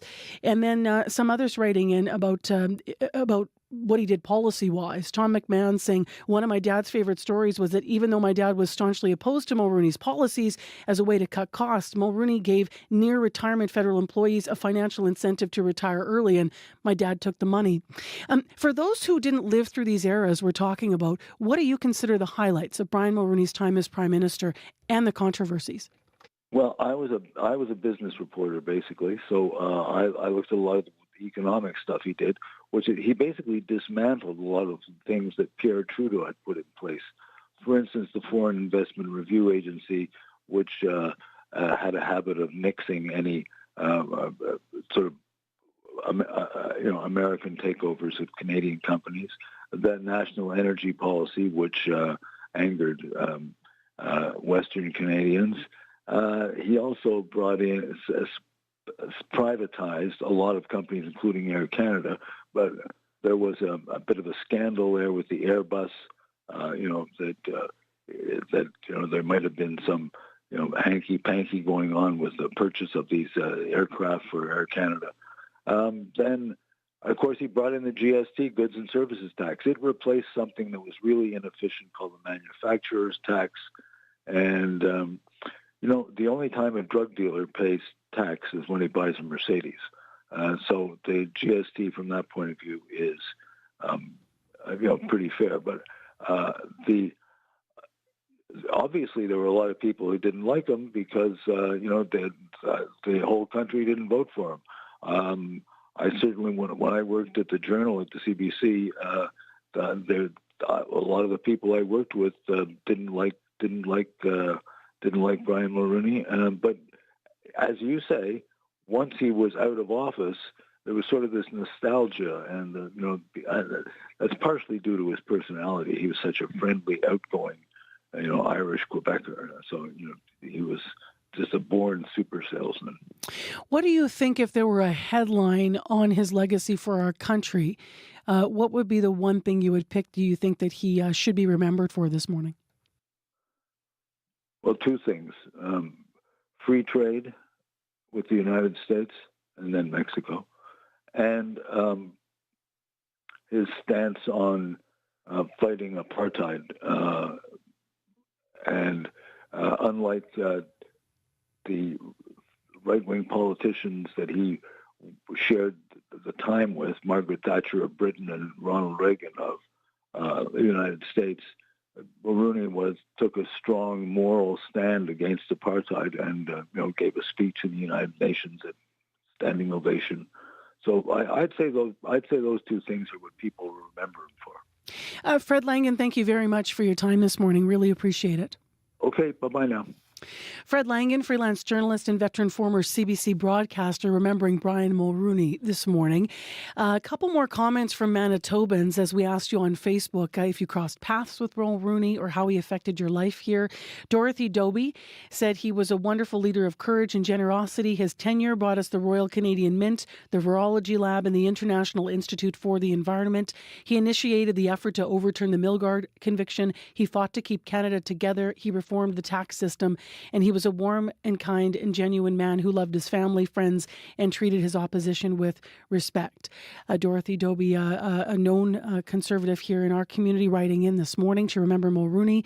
And Joe Sim writing on our Facebook page, condolences to the Mulroney family. He came to an Indigenous gathering for Métis elders at the Fairmont 20 plus years ago, and my parents were so pleased to have him present. That is one nice thing I remember. There are stories you just can't stop thinking about. They take you somewhere, they introduce you to someone, they share something new with you. Liftoff. Those are the stories you want to share with your friends, and CBC's award-winning documentary team is bringing them to you every week on Storylines. Storylines, new this season on CBC Radio 1, and always on demand on the CBC Listen app. Well, good morning, everyone. It is March, and that saying comes in like a lion. That's going to happen this weekend when we get a storm system moving through. Today, though, sunny, windy, and a high of 2 degrees in the city of Winnipeg. Morning sports coming up in just a moment, but first, let's get to some comments that are coming in from you. You're up and listening this morning to the news. CBC News has learned that Winnipeg Mayor Scott Gillingham now favors reopening Portage and Main to pedestrians. A report warning repairs to the existing intersection would cost $73 million and caused 4 to 5 years of construction-induced traffic delays is something that the mayor has looked at. So that is following that report. We will hear more from Bartley Kivas coming up this hour. But you're already weighing in. Corey's here. Yeah, we put the shout out on Facebook for what people think. And Sean Ennis wrote in kind of his own idea for Portage and Main. He says, here's my crazy plan. Close the intersection, add street furniture for July and August, and turn it into a pedestrian way, kind of like Times Square. We've done it for a period of time in the past without becoming a traffic nightmare, and we'd have to do it to fill the underground in. He's reopen the intersection and leave the barriers up in September, from September to June. And if we're losing the underground route, consider adding an overhead route if you want to keep office workers downtown. Thanks for writing in, Sean. We also got this listener line. Hi, my name's Adam, just weighing in on the Portage and Main intersection. Open it up already. We're talking about downtown revitalization. What are you going to revitalize about keeping people from crossing the street, making people go down some weird hamster maze to get confused or just cross the street? Open it up, connect the exchange with downtown, make it walkable. It's too simple. Too late. Thank you very much, Anne, for that call. You can call our listener line, 204-788-3205, if you have any other thoughts, which I know many Winnipeggers do, about Portage and Main. So that intersection has been closed since 1979 to pedestrians, and you will know, and maybe you voted, in 2018. At that time, a majority of Winnipeggers took part in a plebiscite about reopening Portage and Main and turned the idea down. That was 2018. So Bartley Kives is in with a full report and also what we are expecting, why we're talking about this now, because we're expecting to hear from the mayor at 9 o'clock this morning. So stay tuned. Bartley is in at about 10 to 8. Right now the time is 7:25 on your Friday morning. And Scott Regehr is with us with sports. Hello there. Hey there, Marcy. Happy, you know what? March? Yeah, that if you want. I was thinking Friday, but yeah, March too. Both work. Yeah, both work. Both are true. The Jets, are they happy? Maybe not so much. They had a chance to take first place in the division last night against Dallas, but nope. Nope. The Stars jumped out to a 3-0 lead, Marcy, by the end of the first period. Vlad Nemesnikov got one back on a power play, but he was the only Jet to score in the end. It was a 4-1 loss. Head coach Rick Bowness says that loss came down to the team giving Dallas the early lead. There's just not enough guys in the games that have brought their A game. It's just a B game is not going to beat them, and they've played better than we have. It wasn't as bad as the score, but it was self-inflicted problems. And more troubling news for the Jets, Marcy. Bowness revealed that Gabriel Velarde is dealing with an upper body injury and is questionable for tomorrow's game against Carolina. Over to curling. What are you watching as the Brier gets underway today in Regina? Well, a couple of Winnipeg-based rinks at the Brier this time round. Matt Dunstone out of the Fort Rouge Curling Club and Brad Jacobs out of the Granite Curling Club. Both begin play tomorrow. In fact, they play each other. 1 o'clock start time Central. For that. Manitoba, one of the more successful provinces at the National Championship, of course. Manitoba sits second all-time in both titles and podium finishes, although the last Manitoban to win the Brier, Jeff Stoughton, as far back as 2011. The guy who's probably the favorite to win it all this time around is Brad Gushue. He is repping Team Canada for the third Brier in a row, and he says success for him really will come down to how he does early on. I always find the first couple games challenging at any big event, just trying to get comfortable in the building that you're in, the routines that you're going to develop all week. Once you get through the first 2 or 3 games, that's when it gets a little bit easier. So I would say I'm usually more nervous in the first game than I am sometimes in the final, because in the final, you know what to expect, and it's just a matter of, controlling your breathing and not looking too far ahead. In the first game, there's just so much uncertainty. So Gushue and Team Canada, Marcy, play their opening match tonight against Nova Scotia. That goes at 6 o'clock Central. And to curling's birthplace now, although it's track and field that will be the focus in Scotland this weekend. Yeah, 14 Canadians, Marcy, involved in the World Indoor Athletic Championships going on in Glasgow. With the Olympics just a few months away right now, Glenroy Gilbert, the head coach for the athletics team for Canada, says this is a crucial bit of preparation ahead of the Paris Games. The highest profile Canadian athlete involved is Nova Scotia shot putter Sarah Mitten. She is the defending world silver medalist, and there are high hopes she could even go with to the gold level by the time the Paris Games come around. But when you consider that, what a difference a few years makes for Sarah Mitten. She talked to CBC, Marcy, about how close she came to quitting her sport after she finished 28th at the pandemic-affected Tokyo Olympics. I got exited from the village immediately after, and so my whole very petite Olympic journey was that failure. And that was really hard to swallow. I ended up going and competing after in Portugal and then Belgium, and I remember just absolutely hating being there. I didn't want to throw. I had no motivation. And so fall of 2021 was basically like, if I'm going to be here, I at least have to like being here, because now I have the choice. Mitten gave serious thought, Marcy, towards leaving the sport entirely and just focusing on marine biology. That's the field in which she holds a degree from the University of Windsor. But knowing her potential and how young she was at that time, she was 24, her coach said, okay, let's change our training methods. Let's focus a lot more on you having fun, Sarah. And over time, it's worked. And how great has it worked? Because this morning, we're just learning, Sarah Mitten's just set a new national indoor record and won gold in Glasgow. You can watch all of this on CBC, by the way, this weekend. It's fantastic. Thank you so much, Scott. Have a great weekend yourself. You too. That's Scott Regier with Morning Sports. I'm Marcy Marcusa with our team here at Information Radio on CBC. Thanks so much for joining us. Hopefully your week's gone well, your morning's well, you're ready for March. Here we are. If you see any trouble on the commute this morning, please give us a call. 788-3093 is where you can update things. It's been pretty good so far here in southern Manitoba. It is snowing, of course, up in Thompson, so maybe a different story out in the highways or around that area. But you can update us 788-3093. Coming up after the news this morning, we're going to continue a conversation that we started yesterday. Yesterday, we focused on the rising cost of books in Canada. We're going to talk this morning to a local author who's going to explain how they get paid. And she'll also discuss the best way to support your favorite authors. So that is coming up after your CBC Winnipeg News. This is CBC News. Good morning. I'm Megan Ketchison in Winnipeg at 7:30. Partly cloudy and -6. Sunny. We could see a mix of sun and cloud this afternoon with a gusty south wind and a high of 2. Now, southern Manitoba is in for another blast of winter as March comes in like a lion. Environment Canada has issued a special weather statement. A strong winter storm is on its way and will bring snow, freezing rain, and even some thunder. The snow will begin in southern Manitoba Saturday night into Sunday.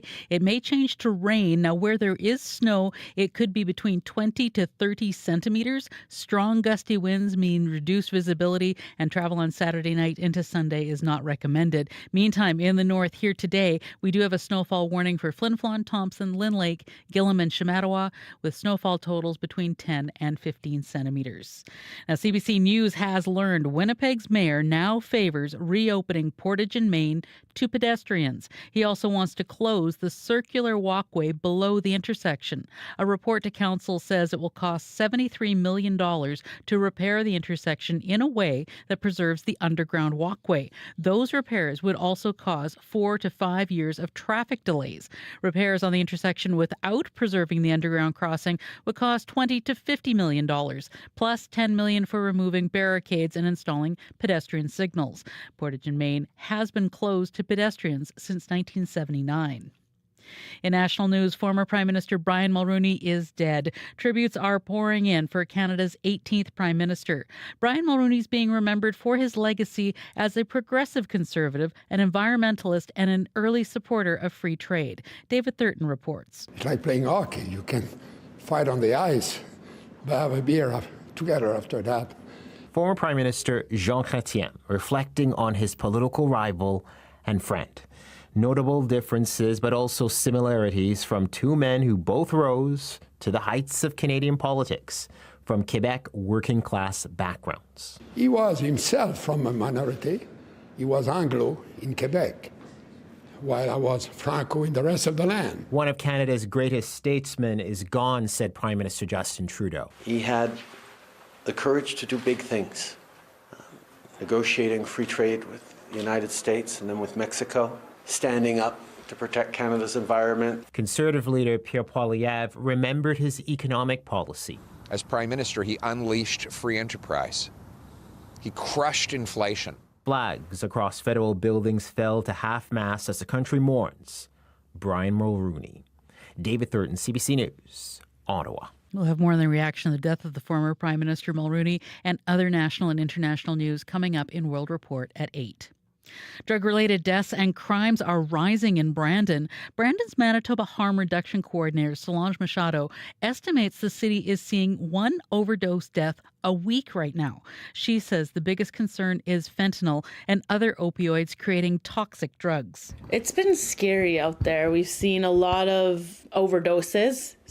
Some of them revive, some of them not. And just toxic drugs, people reporting different effects of the drugs, unusual feelings, and just unsure what's in their substances. Brandon Police Service says the city is seeing a rise in substance-related calls. Fentanyl has seen a sharp increase based on drug charges. It rose by 5% in 2023 compared to the previous year. Finding a pediatrician in Winnipeg is more challenging than it used to be. Dr. Ruth Grimes has been a pediatrician for nearly 30 years. She says there's a number of reasons. In Manitoba specifically, at least 5 pediatricians retired in the last year. And she says medical advancements mean more premature babies are surviving and children with complex medical issues are living longer. It is now evolving that pediatricians in Winnipeg are doing what our colleagues in the rural areas have always done and what our colleagues across the countries are now doing. We're needing, because we cannot possibly absorb all the primary care into our practices, now focusing on complex pediatric care. Grimes says family physicians and nurse practitioners need to be the new pediatric primary care model. Doctors Manitoba says starting April 1st, a new funding model includes incentives for family physicians taking on babies and children. The Manitoba Museum says it's running out of proper storage space. There are millions of items at the museum, and only a small fraction are out in the gallery at any given time. The museum relies on earned revenue and funds from the province, but in order to expand its storage capacity and staffing, CEO Doretta Blunchinska says they need more money. Over many, many years now, the pressure to increase that earned revenue has been going up, while that government support has stayed unchanged. The province wouldn't comment on possible funding for the museum before its upcoming budget is released, but it says the NDP promised to restore cuts to arts and culture funding during the election campaign. And that's the CBC News from Winnipeg. You can always find more on our website at cbc.ca/Manitoba. All right, thanks very much, Megan. Thank you. Megan Ketchison filling in for Heather Wells this morning from our news department. By the way, one of the top stories, Portage and Main, we will have a full report from Bartley Kivas in this half hour. He'll join us in studio. So stay tuned for that. Right now, it's time for your regional forecast from CBC with Abby Adiyemi. Thank you, Marcy. Let's take a quick look at weather across the province. In Winnipeg, we are currently enjoying clear skies this morning with the temperature holding steady at -6 degrees. Expect a mix of sun and clouds throughout the day. Then we're going to see some clouds come in later in the afternoon period after your lunch break. We're looking at a high of 2 degrees today, and also for tonight it's going to drop down to -11. Moving over to Brandon, here where it's partly cloudy with temperatures at -12 degrees. In the Westman region, you're going to be seeing mainly sunny skies with increasing cloudiness later in the day and a daytime high of also 2 degrees. Though tonight it's going to be cloudy, and then the temperature is going to drop to a low of -10. For our friends in Thompson, it's currently -18. You're seeing some snow now. There's an extreme cold warning with a snowfall alert for folks up there.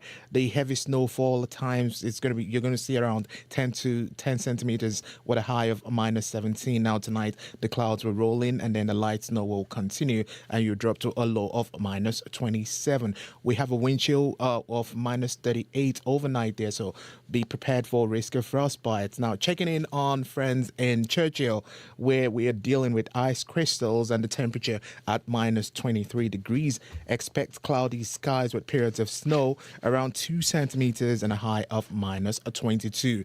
Dauphin is seeing clear skies this morning, temperatures at -14. The Parkland region will have mix of sun and clouds, becoming cloudy later in the afternoon, a daytime high of 2 degrees. Gimli's at -9. There's a risk of frostbite because the wind chill actually feels like -38 there, but you'll be seeing a high of -16 today. Steinbach is at -4, and lastly Morris is at -5. For folks in the north, don't forget, we expect that 10 to 15 centimeters of snow that's going to be spreading from the west through to the east today, which you need to take into consideration because of the low pressure coming your way. All right. Thanks, Abby. You're welcome.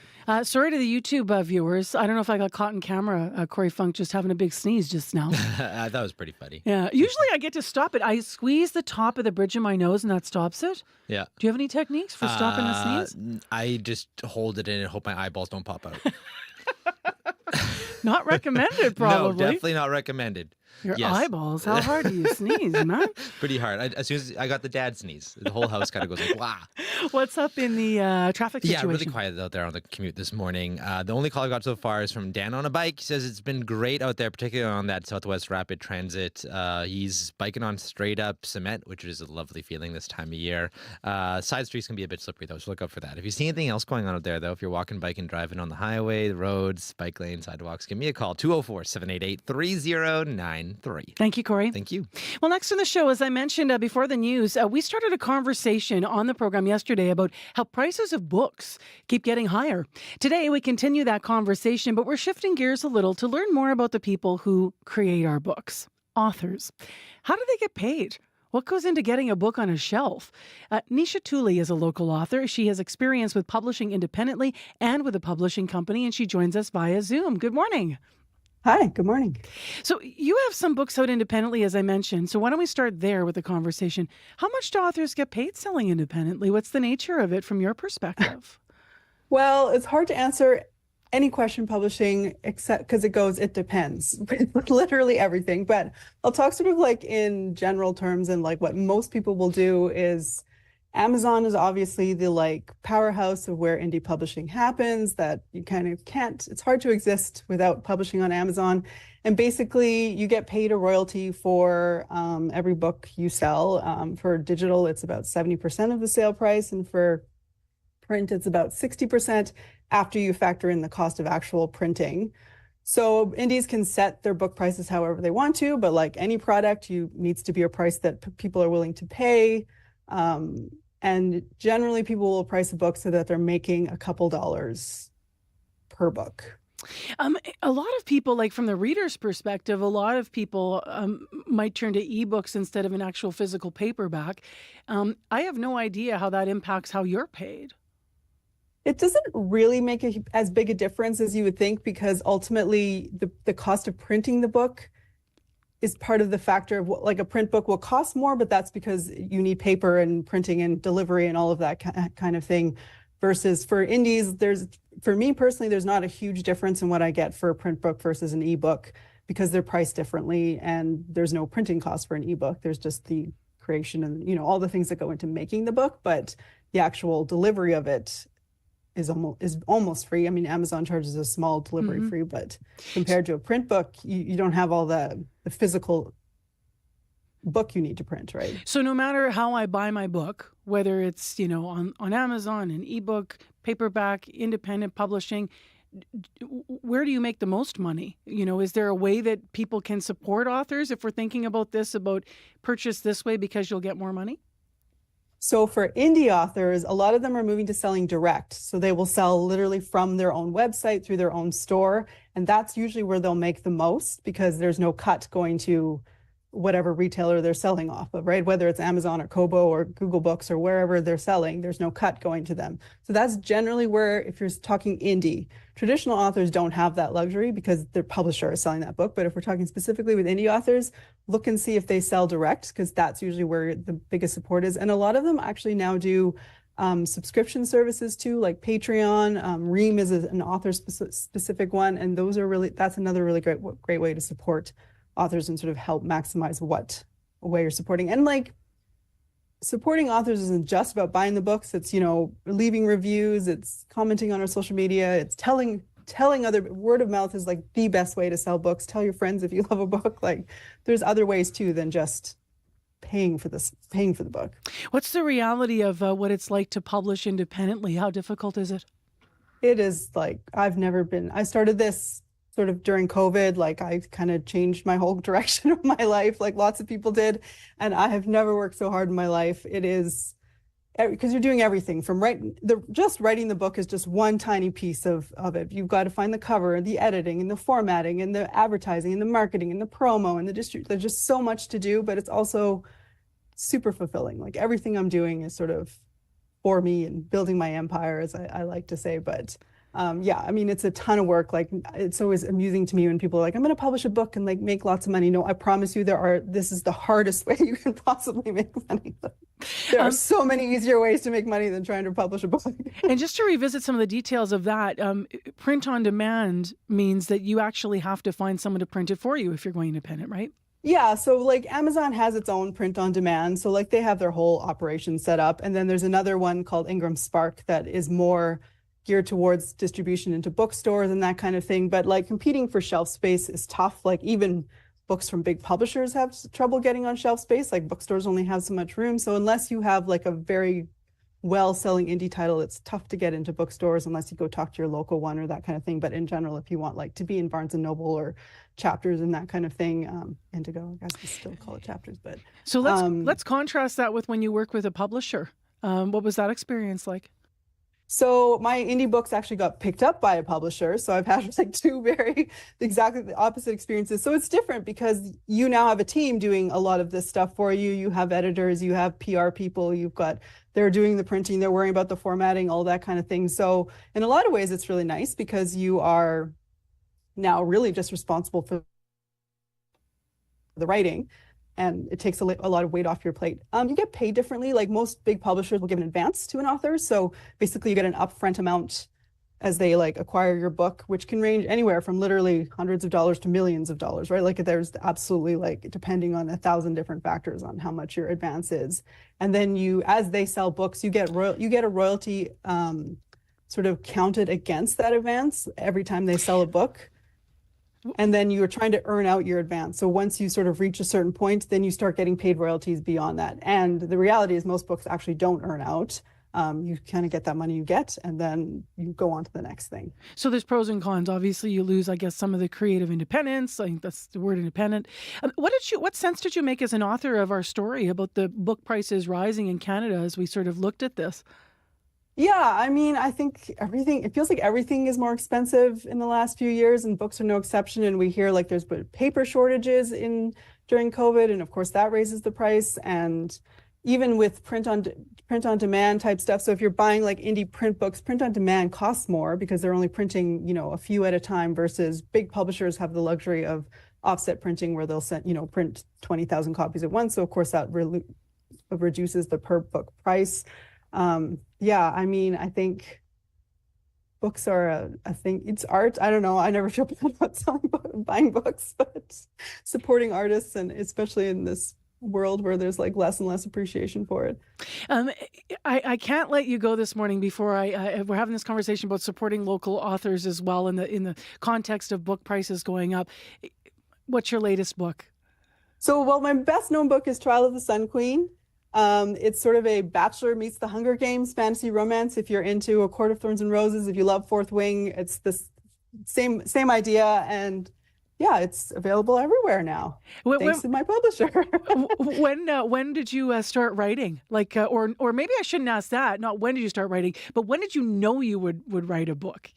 I was a young author. Do you know those programs in school? Back in the day, they had programs in school called Young Authors.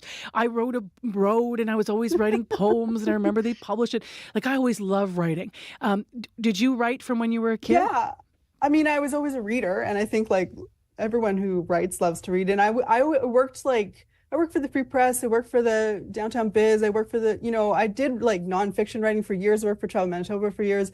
And I always wanted to write a book, but it wasn't until like COVID hit and suddenly like our whole lives changed and my kids were home and my husband wasn't traveling, and suddenly I had time I hadn't had in years. And I was like, you are not getting any younger. Like, this is your opportunity to sit down and, working from home, I had more time than I had before then. And I just decided that day I was doing this can I say hell or high water on CBC? Sure you can. It's Friday.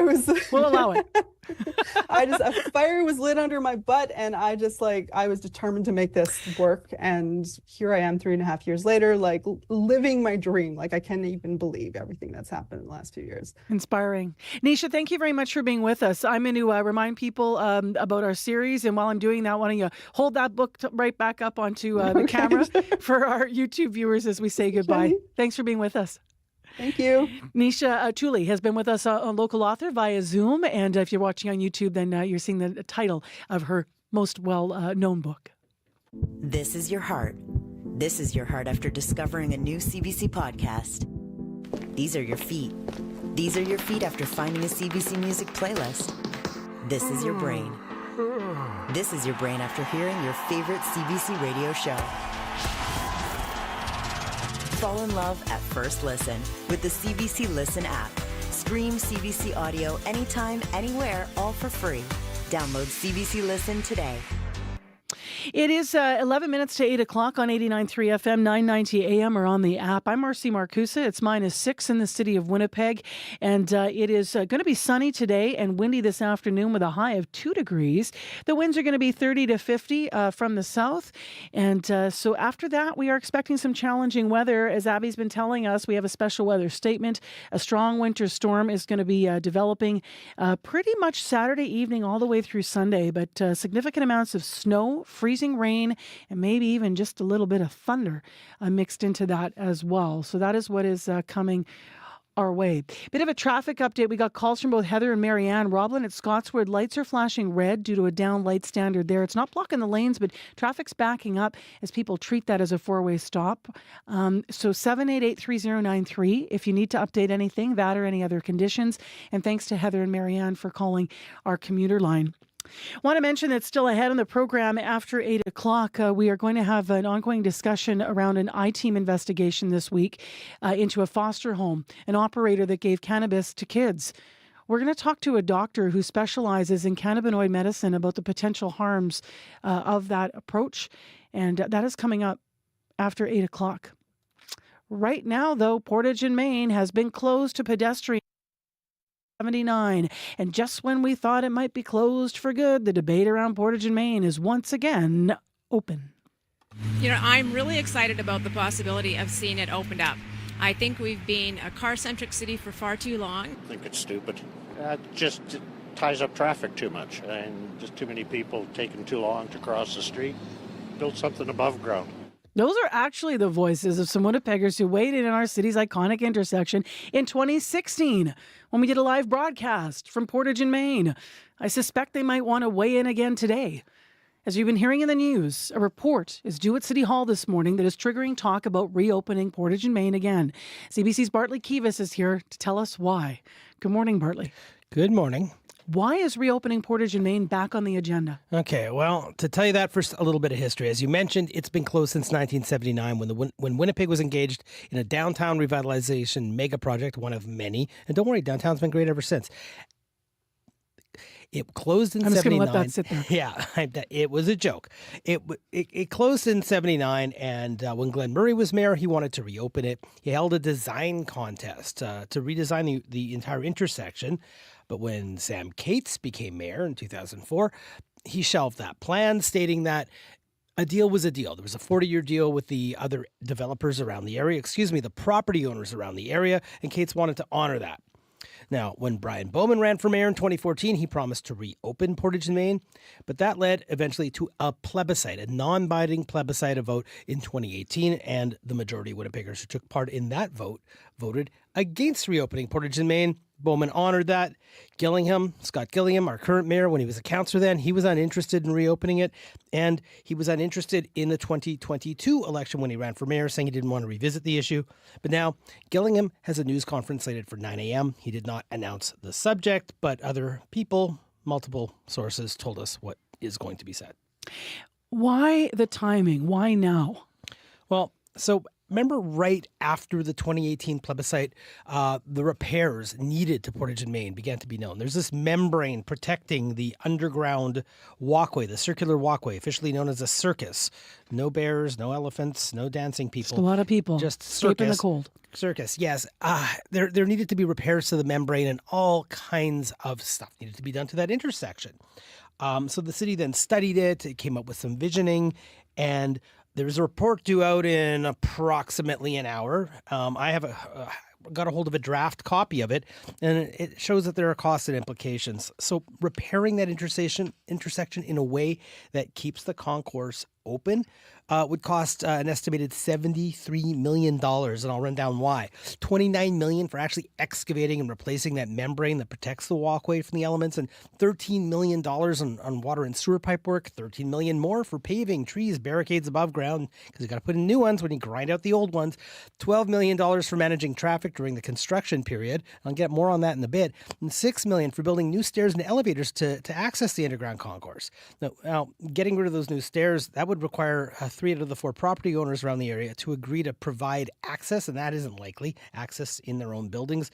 And then not including the improvements, this price tag doesn't include improvements to the concourse or a new rapid transit station planned for right there or right next to there. Repairs also, one more thing, big thing. It would cause 4 or 5 years of traffic delays through Portage and Main. What is Mayor Scott Gillingham's take on this? Okay, I haven't spoken to the mayor. The mayor's office wouldn't comment, but sources say the mayor is set to announce at 9 a.m. that he's in favor of simply fixing the intersection, closing the concourse below it, and be done with it. So basically, I mean, it's interesting because I posted on Facebook this morning, Winnipeggers are weighing in, as you can imagine, but people were misunderstanding. The $73 million price tag from this report, you outlined all of those numbers, is if it were to remain closed. Correct. It's not $73 million to open it. No. So people need to go to online before they're commenting and read Bartley's story, cbc.ca/Manitoba. What would it cost, though? Let's get into the numbers of what it would cost then to actually open Portage and Main. So this is getting into a situation where Gillingham, not out of some sort of high-minded urban-centric sort of notion here, but simply out of cost and pragmatism, perhaps. The report says it would cost $20 to $50 million for the fix if you just close the underground concourse, which is cheaper. Why the big range? They didn't study it in as much of detail. They just assumed council doesn't want it open. We're going to look at it. We're going to look at the intersection above ground staying closed. Though that doesn't include $10 million to remove the barricades and create new traffic signals. Now, there would be less traffic disruption, but again, that hasn't been studied in detail, so who knows how long. And more study is needed because the report simply didn't consider reopening above ground. So is this really a switch for Gillingham? Because you were outlining his views on Portage and Main and opening or closing it or leaving it closed. Yeah, he didn't support reopening in 2018. He didn't want to revisit it in 2022. So yeah, it would be a switch for him. All right. I'm guessing I know what your assignment is today. Well, Cam McLean will be down at City Hall and I'll be looking for the actual report. Keep in mind, I saw a draft report. Some wording can change. Yep. There's also a transit station. That transit station plan there, doing all this might get in the way of that, hence the 2025 potential reopening. So just in case anyone's confused by all this, leaving the intersection the way it is right now, but fixing it would cost more and result in more traffic delays than opening it up. That's the general idea. So a great planning decision made by the city of Winnipeg, one of many in its brief but illustrious history, has put us on this path again. And we are talking about Portage and Main. And I know there's people saying there's things we'd rather talk about, but yeah, stuff's broken. You got to fix it. What are you going to do? We'll find out what they're going to do. Thank you, Bartley, for the report. You are more than welcome. So Bartley Kivas, reporter with CBC Manitoba, Cameron McLean, our City Hall reporter, who will be covering what we are going to hear at 9 o'clock. Mayor Gillingham will be holding a press conference at 9 a.m., as mentioned. So this all was really just developing throughout the night. If you want to read the report, Bartley's report, please go to cbc.ca/Manitoba. And if you are up early and you want to weigh in, and I suspect a lot of you will. When we were first covering this story over the years, I mean, there were groups. Remember, ahead of the plebiscite, there was a vote open campaign. There were signs all over town. There were people pushing for this. This is ahead of the plebiscite. And so much discussion about it. So here we are in 2024. Talking about it again. 788-3205 is where you can call us on the show, and we can get your calls on after 8 if you make them now. It is 3 minutes to, and Megan Ketchison is filling in for Heather Wells and here with our headlines. Good morning. Well, Brandon police say they're seeing a rise in substance-related calls. Fentanyl reports were up 5% in 2023 in comparison to the previous year.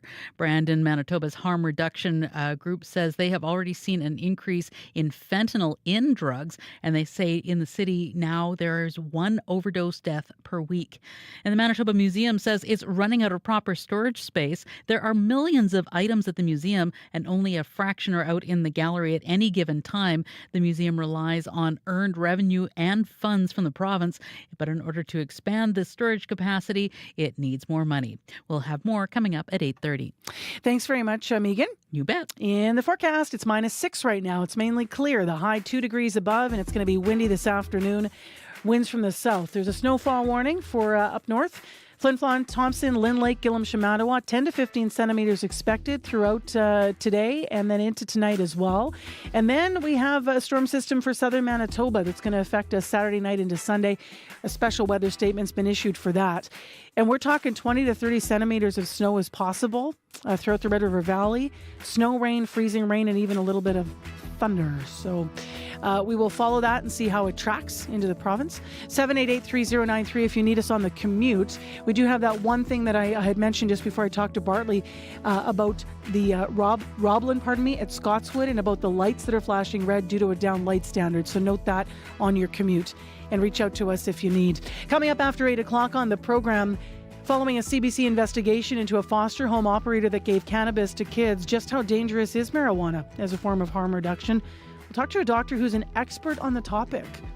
So stay tuned. That's coming up after 8 o'clock on the program. And yeah, more of your comments on Portage and Main. You're writing to us on Facebook. Some of you work downtown and use that underground concourse. So stay tuned.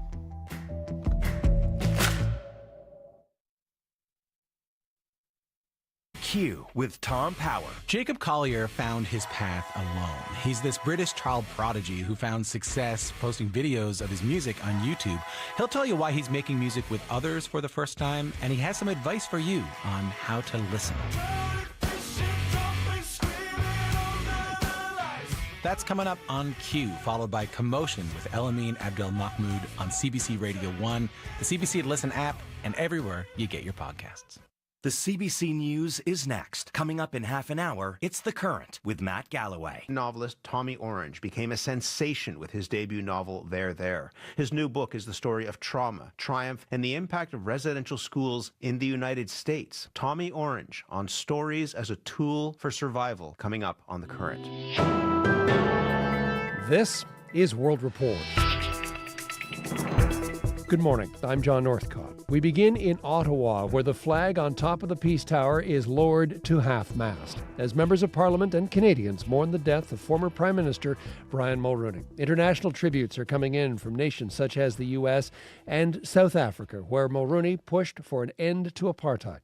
Lots of reaction here at home, of course. Janice McGregor following that response. Janice, tributes for Mulroney, but also a man who elicited strong opinions. Tell us more about that. Absolutely, John. Brian Mulroney was loved. Brian Mulroney was loathed. It's complicated. But he was politically ecumenical in his retirement, and so in the immediate hours after his passing, Canada's second Prime Minister, named Trudeau, stuck to a higher road. He had the courage to do big things. Former Prime Minister Joe Clark, both a rival and a trusted minister for Mulroney, called him last night one of Canada's great change makers, someone who is determined to move the country forward. But his two attempts to use his gift as a negotiator and a deal maker to bring Quebec into the Constitution almost tore Canada apart. It also tore up Mulroney's friendship with former Quebec Premier Lucien Bouchard. I think that he convinced a lot of Quebecers that we could be a very specific nation, but within Canada. Only to see that dashed. The two men have reconciled in recent months, Bouchard said last night. But part of Mulroney's legacy is how the separatist Bloc Québécois that Bouchard founded continues as the voice of Quebec nationalists in Canada's parliament. Janice, what's his legacy for Canada's conservative movement? It's remarkable how Mulroney's gone from being persona non grata in his party to once again campaigning as its elder statesman for Erin O'Toole in 2021. Last night, Pierre Poilievre talked about how Mulroney's government unleashed free enterprise. He spoke of his populist appeal.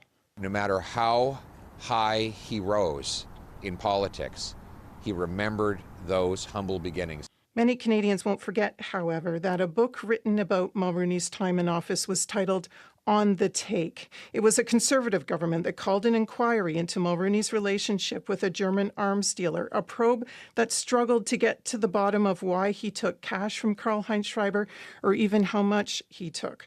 On social media last night, Stephen Harper, the Prime Minister that called that inquiry, stuck to calling Mulroney transformational and historic. Janice McGregor in Ottawa. Thanks, Janice. You're welcome. The late Russian opposition figure, Alexei Navalny, has been laid to rest in Moscow. Crowds gather outside the church where the service was held to show their support.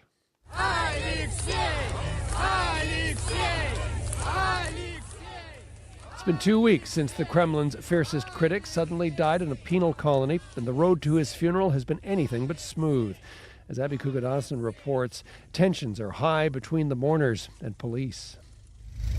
Outside the Onion Dome Church, featuring tall gold crosses, where Alexei Navalny's funeral is being held, police cordons, possible video surveillance, and men in uniforms. Leonid Volkov is Navalny's former chief of staff. They even went so far to say we will treat this as an unsanctioned protest rally and everyone who shows up will be arrested and things like this. Mourning the opposition figure is seen by the Russian state as cracks in the absolute loyalty it demands. In Russia, the regime is making it very, very clear that they are very much ready to use any kind of force that is required. Jan Dolbaum co-authored a book called Navalny, Putin's Nemesis, Russia's Future. A once hopeful title, he acknowledges the 47-year-old's death is a huge blow to some Russians. And even if they might be angry individually, the anger doesn't come out collectively. It's rather dominated by fear of repression. He says the hopelessness brought on by Navalny's death is what the regime wants. But Navalny himself was once asked what his message would be for this moment when he was no longer here to fight for a different country. Don't give up, he said. We don't realize how strong we are. Thousands have gathered for his funeral in Moscow to mourn Navalny's death and thereby showing the Russian opposition's heart still beats, however faint. Abby Kugadasan, CBC News, London. In the Iranian capital.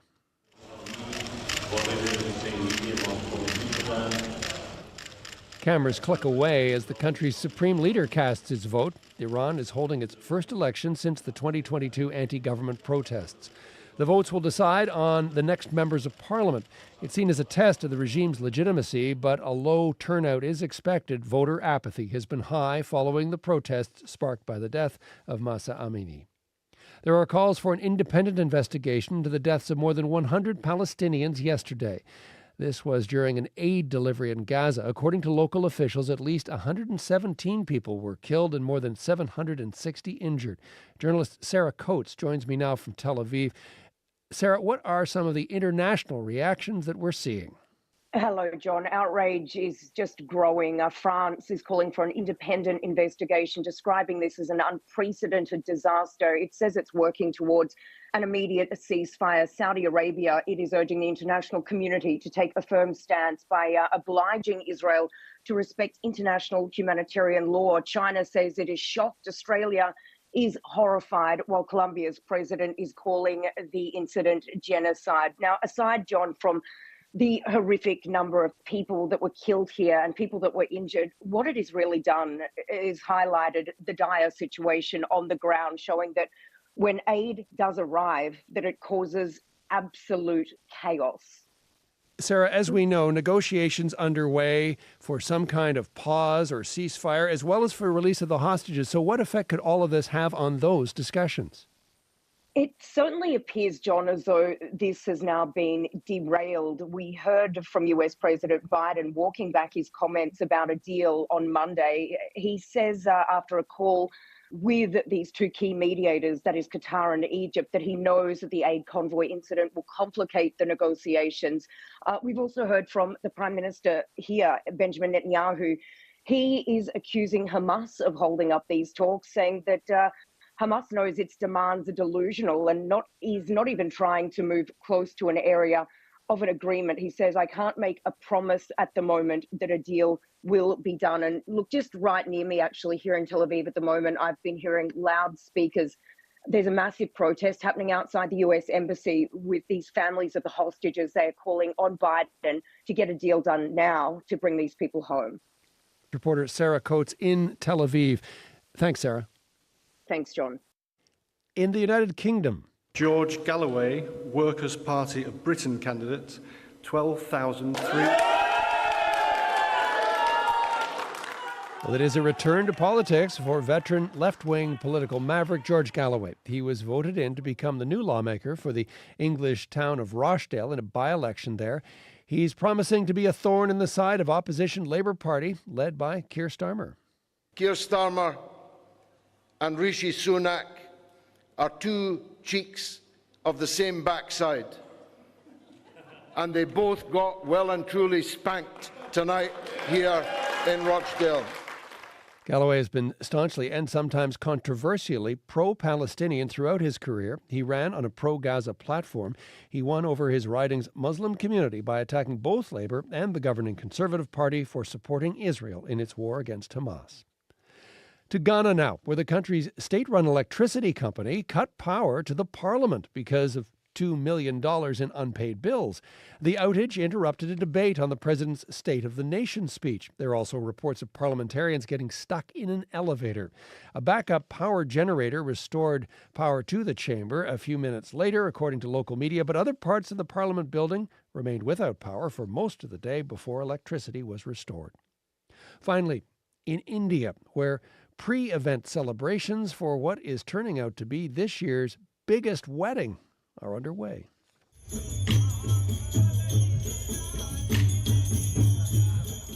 Performers greet an array of guests with folk dances as they arrive for a 3-day pre-wedding jamboree for Anant Ambani. Now, he is the son of Indian billionaire Mukesh Ambani, head of conglomerate Reliance and Asia's richest man with a net worth, according to Forbes, of $114 billion US. Around 1,200 guests will be in attendance, among them business giants like Bill Gates and Mark Zuckerberg. Along with traditional celebrations, attendees will also be able to catch a performance by magician David Blaine and music superstar Rihanna. The actual wedding is not until July. Well, that is the latest national and international news from World Report. I'm John Northcott. This is CBC News.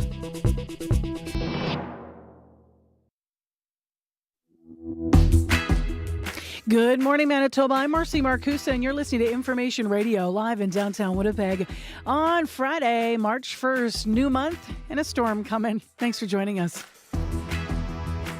You are with CBC, 89.3 FM, 990 AM on the app or on YouTube this morning. You might be watching as well. This half hour on the program, we're going to have a conversation that was sparked by an I-Team investigation, a CBC investigation into a foster home operator that gave cannabis to kids. We're going to speak to a doctor who specializes in cannabinoid medicine about the potential harms of that, and also where we are at with understanding the research about cannabis and kids. So stay tuned. Also, we are getting a lot of comments and listener lines now after Bartley Kivas was in just before 8 with his report about Portage and Main. In a moment, we'll get the headline on it from Megan Ketchison.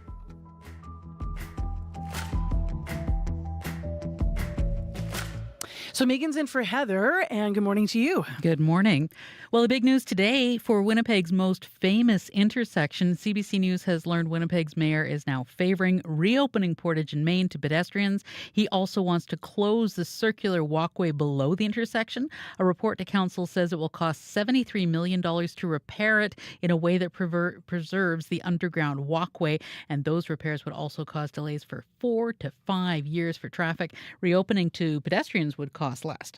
Now, finding a pediatrician in Winnipeg is more challenging than it used to be. A longtime pediatrician says there's a number of reasons, including 5 pediatricians retired in the past year. Doctors Manitoba does say starting April 1st, there will be incentives for family physicians to take on babies and children. And we'll have more coming up at 8:30. All right. Thank you, Megan. Thank you.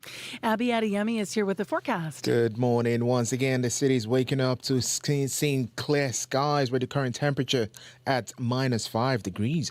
Expect a mix of sun and clouds today, and we're going to see a high of 2. It's -11 in Brandon, mainly sunny right now. Daytime high of 2.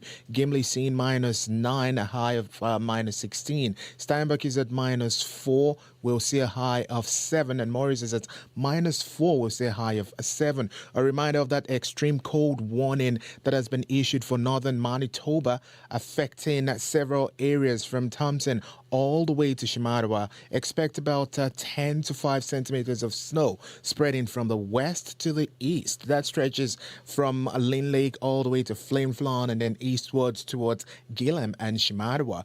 And now, throughout the day, this is going to be due to that low pressure system crossing the region. And for the south, we have a special weather statement. A winter storm is actually approaching this weekend, bringing snow, rain, freezing rain, and then a possibility of thunder. Now, the accumulations are projected 20 to 30 centimeters of snow could occur west of the Red River Valley, with freezing rain and then more rain later. So I'll just advise you, because of the strong winds that may be causing low visibility during this period, I'd advise you to avoid travels if unnecessary. Yeah, pay attention because it'll move. We'll see how much it hits us, but travel plans you should think about for sure. Yeah. All right, Abby, stay here because I have a really good story about a cat coming up. But Bring first, it on. Actually, I'm going to switch gears. First, let's get through traffic. Corey? Sure. Yeah. Right now, it's been a pretty quiet commute overall. The biggest issue is at Roblin and Scotswood. There's a knockdown light standard that's causes those lights to be flashing red. So people are treating it like a four-way stop. That is causing some big backups. Heard from Heather and Marianne. So do look out for that. As well, Jeff with the G phone, eastbound Marion, right at Archibald there, you lose your curb lane due to construction. So keep left to get around that. That is causing some backups as well. Bike lanes are looking good, says Dan on a bike, particularly in the Southwest Transit Corridor. So overall, though, a pretty smooth commute. If you see anything else, though, give me a call on the CBC commuter line, 204-788-3093. All right, Corey, Abby, first of all, I know, Corey, you have a cat. Yeah, named Giorgio. Yeah, he's very sweet. I love Giorgio. I love the name. Giorgio Armiani. What did you just say? Giorgio Armiani. He's a model. Yeah, you named him that. Why are we talking about cats? Because earlier this morning, we re-aired an interview that Marjorie did on Radio Noon yesterday about a Manitoba cat who decided he wanted more than a walk down the street. Snickers. He traveled more than 100 kilometers away from home. And then he was found. So it's just this really cool story. But Lori Grevstad wrote into us because she was listening this morning, and she says, "Oh, Snickers. So glad he had a happy ending." And similar thing happened to our cat Mittens about 30 years ago. So she writes, "We lived in Emerson. My dad worked as a customs officer at the Tolstoy border crossing. And Mittens went missing one day in the middle of July. And after a couple days, we assumed he was gone forever. But one night on the way home from the office, my dad stopped by the Emerson golf course because they've been having problems with vandalism and he wanted to check on the clubhouse. And as he drove down the entrance road, this pair of eyes showed up in the headlights. And it was Mittens. He was in rough shape. He looked like he lost part of his ear, like from a fan belt or something. He had a bad cut in his right paw. He was hungry and dirty. But he knew who Dad was, and he gladly jumped in the truck to come home. And we think he was under the hood of the truck, and then he took a ride to the golf course on one of my dad's many golf nights. And then he just got stuck there. Wow. Holy smokes. Right? Wow. What an adventure. What a ride. Totally. Animals are amazing. Thanks for writing into us, Lori. Appreciate that. And if you got a story of an animal lost and found, keep them coming.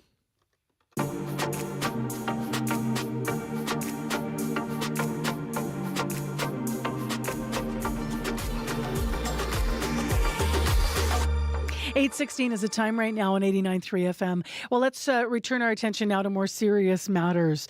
This week, a CBC News investigation, as I mentioned, did find that a private foster home operator gave cannabis to kids in its care.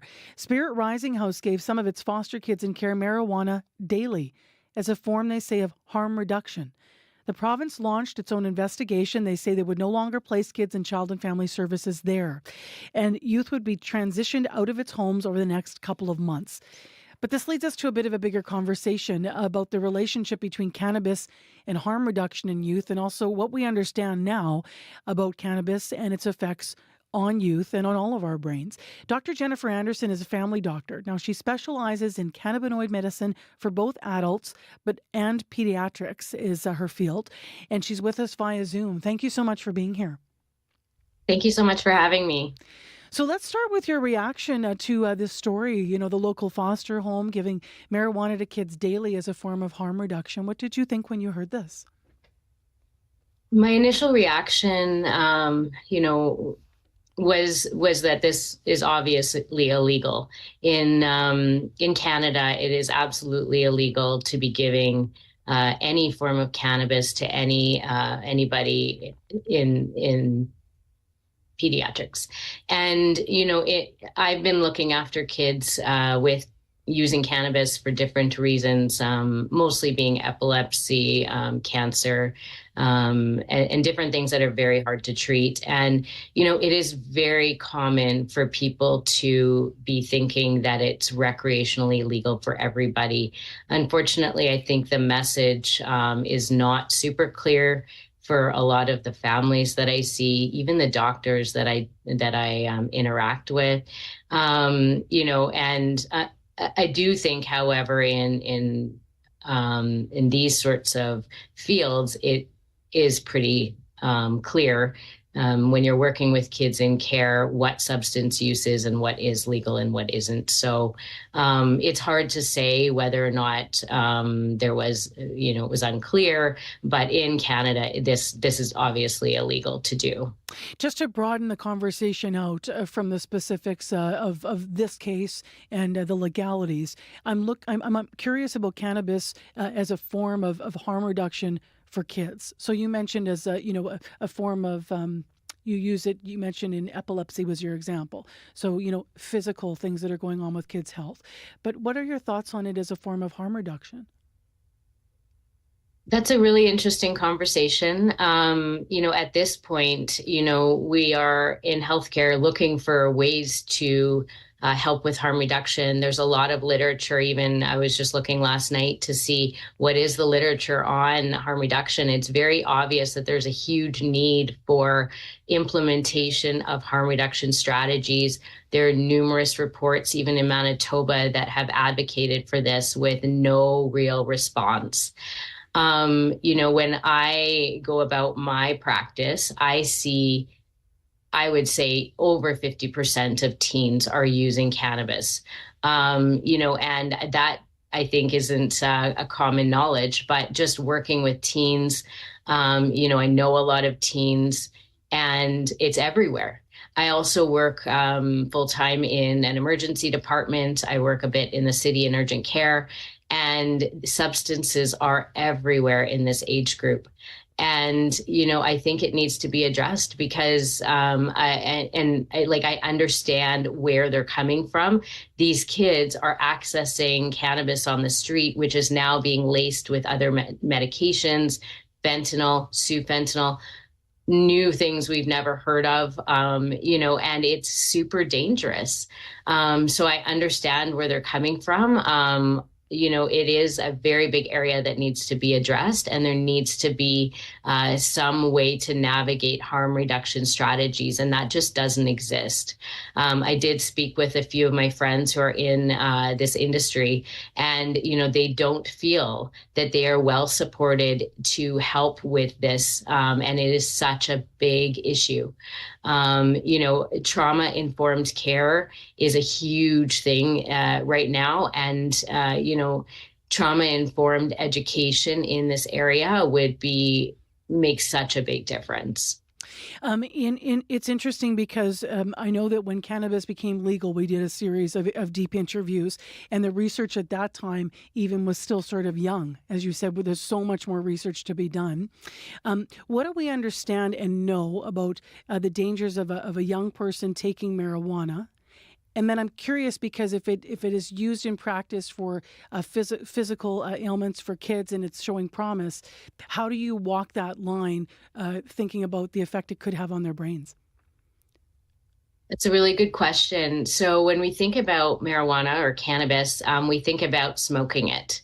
There are lots of different forms of cannabis, and it's made of a lot of different cannabinoids. There's actually over 100 different cannabinoids in the plant, and you can work with the plant in many different ways to extract different ones. There's also other non-cannabinoids ingredients that really help it to work in different ways. So when we're talking about using it for various things. If we're using it, for example, in epilepsy, we're using a non-psychoactive component in the form of an oil, put into the form of an oil that we're administering orally. And this is very different than, a child or a teen going onto the street and picking up, cannabis and smoking it. The research, up till really recently actually was done on recreational cannabis that was used and like in history, and looking at retrospective studies. We are just starting to do a lot of research on kids now, looking proactively and looking at what happens when you do use cannabis to treat many different things. There's actually a study that just launched called the Real World Evidence on Medical Cannabis in Pediatrics, called the CAN-RWE study, that is being done here. I think Dr. Lauren Kelly is one of the main researchers in this study, looking at pediatric patients across Canada using cannabis for various medical reasons, and following them to look at the safety and the benefits of that. And I think that will be a lot more informative than the studies that we have to date. But we have to keep in mind that when we're talking about cannabis, we have to be specific. We have to say, what form are we using and what is it? So are we using THC products and smoking it? Are we using CBD products in an oil? We need to specify that when we're talking about the long-term benefits and safety risk. And sort of to build on that a little bit, as a doctor, what do you do if an adult comes to you with concerns about a youth being addicted to cannabis, or they still hold in their mind that somehow this is a quote-unquote gateway drug? And I hate using that term, but I mean there are people that are still new to understanding cannabis, even though it has been legalized now and we're learning more. How do you address those questions? So I get a lot of teens referred to me, or doctors reaching out to talk to me about how to deal with teens in their practice that are using. And my approach has evolved over the years, because what I have seen in the ER, in my own personal practice, but also just in the community, is that substance use stems from some form of trauma, and when we're talking about teens, especially in the last 5 years, a lot of them have not been well equipped to deal with whatever type of trauma they've dealt with. And that can be emotional, mental, physical, or combination. And when we're talking about kids in care, this becomes very important. And so my approach has been actually to encourage discussion around the reason why teens are using. What I have found when I talk to teens is that they actually many times are using cannabis medicinally. And what I mean by that is kids will often say, you know what, I get so stressed going to math class, and then I go and I smoke marijuana, and then I feel better and I go to math class. Or my ADHD is just, so out of control despite the medications I'm on. But when I go and I smoke marijuana, I can calm down and I can function. So that to me is medicating. And so a lot of the discussions I have are around that and trying to figure out other ways of coping. Because if we can teach kids to figure out why they're doing it and be more intentional about their use of anything, including pharmaceutical drugs, or even just, going and, shopping and doing things that are somehow medicating themselves, then they're going to stop and pause, hopefully, when somebody offers them something else like meth. And these are conversations. Obviously, we've just touched the tip of the iceberg here in a conversation. I really appreciated speaking with you. I hope you come back on the show. Thank you very much. Thanks. Via Zoom this morning, Dr. Jennifer Anderson, a family doctor who specializes in cannabinoid medicine for both adults, and it works in pediatrics as well. It is 8:27 a.m. on 89.3 FM, 990 AM, or on the app on CBC. We're getting calls about the thinking around Portage and Main and what we might hear from the mayor at 9 o'clock. Winnipeg Mayor Scott Gillingham now favors reopening Portage and Main to pedestrians, CBC News has learned. Hi, my name is Mary Holman. I think the plebiscite under Mayor Brian Bowman was a colossal failure of leadership. He campaigned on a pledge to reopen the intersection and then caved. And it's interesting to me that suburban drivers who go through downtown were allowed to outvote and overrule people who actually live downtown. However, now we are at the discussion again. And for the love of all that's holy, why don't we just do what other major cities have done and put in an all-way pedestrian crossing? Everybody gets to cross whichever way they need to, all at the same time, and then the cars have their turn. If it works in big cities, it can sure work in Winnipeg. Bye for now. Hi, my name is Patrick Burek. I recently moved to Winnipeg, about 7 years ago, and one of the things I've always been kind of ashamed about when people come to visit the city, and personally ashamed about, is the symbolism of prioritizing the car versus the pedestrian at Canada's, arguably Canada's most famous intersection. Because I think what we do at Portage and Main symbolizes what the values of the city are to other people. I travel through there every day, adding pedestrian traffic signals at the intersection would just, delay traffic just by a few minutes.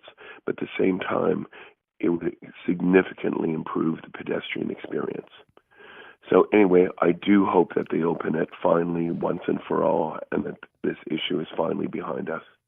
We're going to get more details in the news. We're going to get more details at 9 o'clock, but a couple of quick comments from our Facebook page on this. Katie Smith saying, I work downtown. I use that underground walkway at least 2 times a week. Closing the concourse is not a great idea. The purpose of it is not to be out in the weather, especially in winter. So that is something we expect to hear about today, the circular walkway underground. And Judy Hershkovich lived through a time when Portage and Main was open. So way back, because remember, it goes back to 1979. It's been closed since then to pedestrians. But Judy says Portage and Main is one of the windiest urban intersections in Canada. Crossing streets in winter or bad weather was very difficult and dangerous for anyone not fully able. She goes on to say that why don't we look at successful, safe, accessible under-street crossings and have that conversation. Portage and Main, always a talker. We're going to hear more about the news story that prompted all this right now on your CBC Winnipeg News. This is CBC News. Good morning. I'm Megan Ketchison in Winnipeg at 8:30. Partly cloudy skies, -5, sunny with a mix of sun and cloud this afternoon, gusty south wind and a high of 2. We will start with a special weather statement for southern Manitoba. We're expecting a winter storm to roar into the province tomorrow evening. West of the Red River Valley could see 20 to 30 centimeters of snow. The rest could see rain, even thunder, and poor visibility and gusty winds. Today, there is a snowfall warning for the north, including Thompson, Flin Flon, Gillam, Lynn Lake, and Shamattawa. CBC News has learned Winnipeg's mayor now favors reopening Portage and Main to pedestrians. The change of heart is due to the cost of repairing the intersection and the delays that it will cause if the underground crossing is preserved. The CBC's Bartley Kivas has the story. Scott Gillingham has called a news conference for 9 a.m. Multiple sources tell CBC News the mayor will announce his support for reopening Portage and Main to pedestrians in 2025. He also wants to close the circular walkway below the intersection. This follows a report that says it'll cost $73 million to repair Portage and Main in a way that preserves the underground walkway. Those repairs would also cause 4 to 5 years of traffic delays. This at Winnipeg's 6th busiest intersection. Repairing Portage and Main without preserving the underground crossing would cost less, $20 to $50 million, plus $10 million for removing barricades and installing pedestrian signals. Portage and Main has been closed to pedestrians since 1979. A majority of Winnipeggers who voted in a non-binding plebiscite in 2018 rejected the idea of reopening it. So did Gillingham when he ran for mayor in 2022. Bartley Kivas, CBC News. Winnipeg. Political friends and foes have been paying tribute to former Prime Minister Brian Mulroney. Mulroney died yesterday at the age of 84. Former Prime Minister Joe Clark reminisced that Mulroney would give advice where he thought it was needed. He sympathized, I think it's fair to say, with other governments dealing with tough problems. He gave advice to them from time to time. But in my experience with him, he was not despondent. He wasn't despondent by nature. He was a very cheerful, forward-looking person. Tough sometimes, obviously. Clark was the leader of the Progressive Conservative Party before Mulroney. He says they got over their rivalry and even worked well together. Some Manitobans from Mexico aren't happy over the new travel visa requirements. As of last night, anyone traveling to Canada from Mexico will need a visa. The federal government says it's a move to help stem the number of Mexicans coming to seek asylum. But Taqueria Crystal Piper owner says that hurts. They're making it very hard for them even to come and visit their families, right? Or even to come and enjoy the beautiful country that you guys have, right? After the U.S. tightening its border, a lot of Mexicans have been flying to Canada to enter from here. Ottawa says Mexicans make more asylum claims than people from any other country. Brandon police say they are seeing a rise in substance-related calls. Sergeant Dana McCallum says fentanyl reports were up 5% in 2023 in comparison to the previous year. McCallum says social disorder calls are also increased in January 2024 compared to 2023 by 9%. These calls often involve fights, disturbances, or even liquor act complaints. Our job is very unpredictable with the calls that we're going to. We also have a crime support and suppression unit now that's targeting a lot more drug-related calls so we can try to stop the supply from coming into Brandon. Brandon's Manitoba Harm Reduction says they have also seen an increase in fentanyl in drugs. They say right now the city experiences about 1 overdose death a week. And if you're having a hard time finding a pediatrician, you're not alone. Dr. Ruth Grimes has been a pediatrician in Manitoba for nearly 3 decades. She says unless a family is already connected with one, the likelihood of finding one is for a well newborn or a child is slim to none. Grimes says there are a number of factors, including pediatricians who need to focus on more specialized care for patients with complex health issues, and at least 5 pediatricians retired in Manitoba in the last year. Pediatricians who've had practices for 30, 40 years, a huge primary care base, but also complex care base, that the dwindling numbers of us cannot possibly absorb all of those patients into our collective practices. Grimes says family physicians and nurse practitioners need to be the new pediatric primary care model in the province. Doctors Manitoba is starting April 1st a new funding model which will include incentives for family physicians to take on babies and children. And that's the CBC News from Winnipeg. You can always find more on our website at cbc.ca/Manitoba. Thank you, Megan. Thank you. Megan Ketchison. Thanks to Aaron Broman out there in our news center. Our live team, Abby Adeyemi, Corey Funk, Brad Lillies. Our associate producers, Wendy Parker, Chloe Friesen, Issa Kickson, Sierra Sanders, Kalkadam Mulugeta, Chloe Friesen, I mentioned, Jim Agapito, as well as Dylan Longhurst and May McKillop. Nadia Kidwai, Marjorie Dalhouse, and Faith Fundell are the hosts here. Community reporter is Shanley Vidal. YouTube producer is Brad Lillies. Nellie Gonzalez is the producer of Current Affairs, and Leif Larson is the senior producer of audio here at CBC Manitoba. Corey Funk.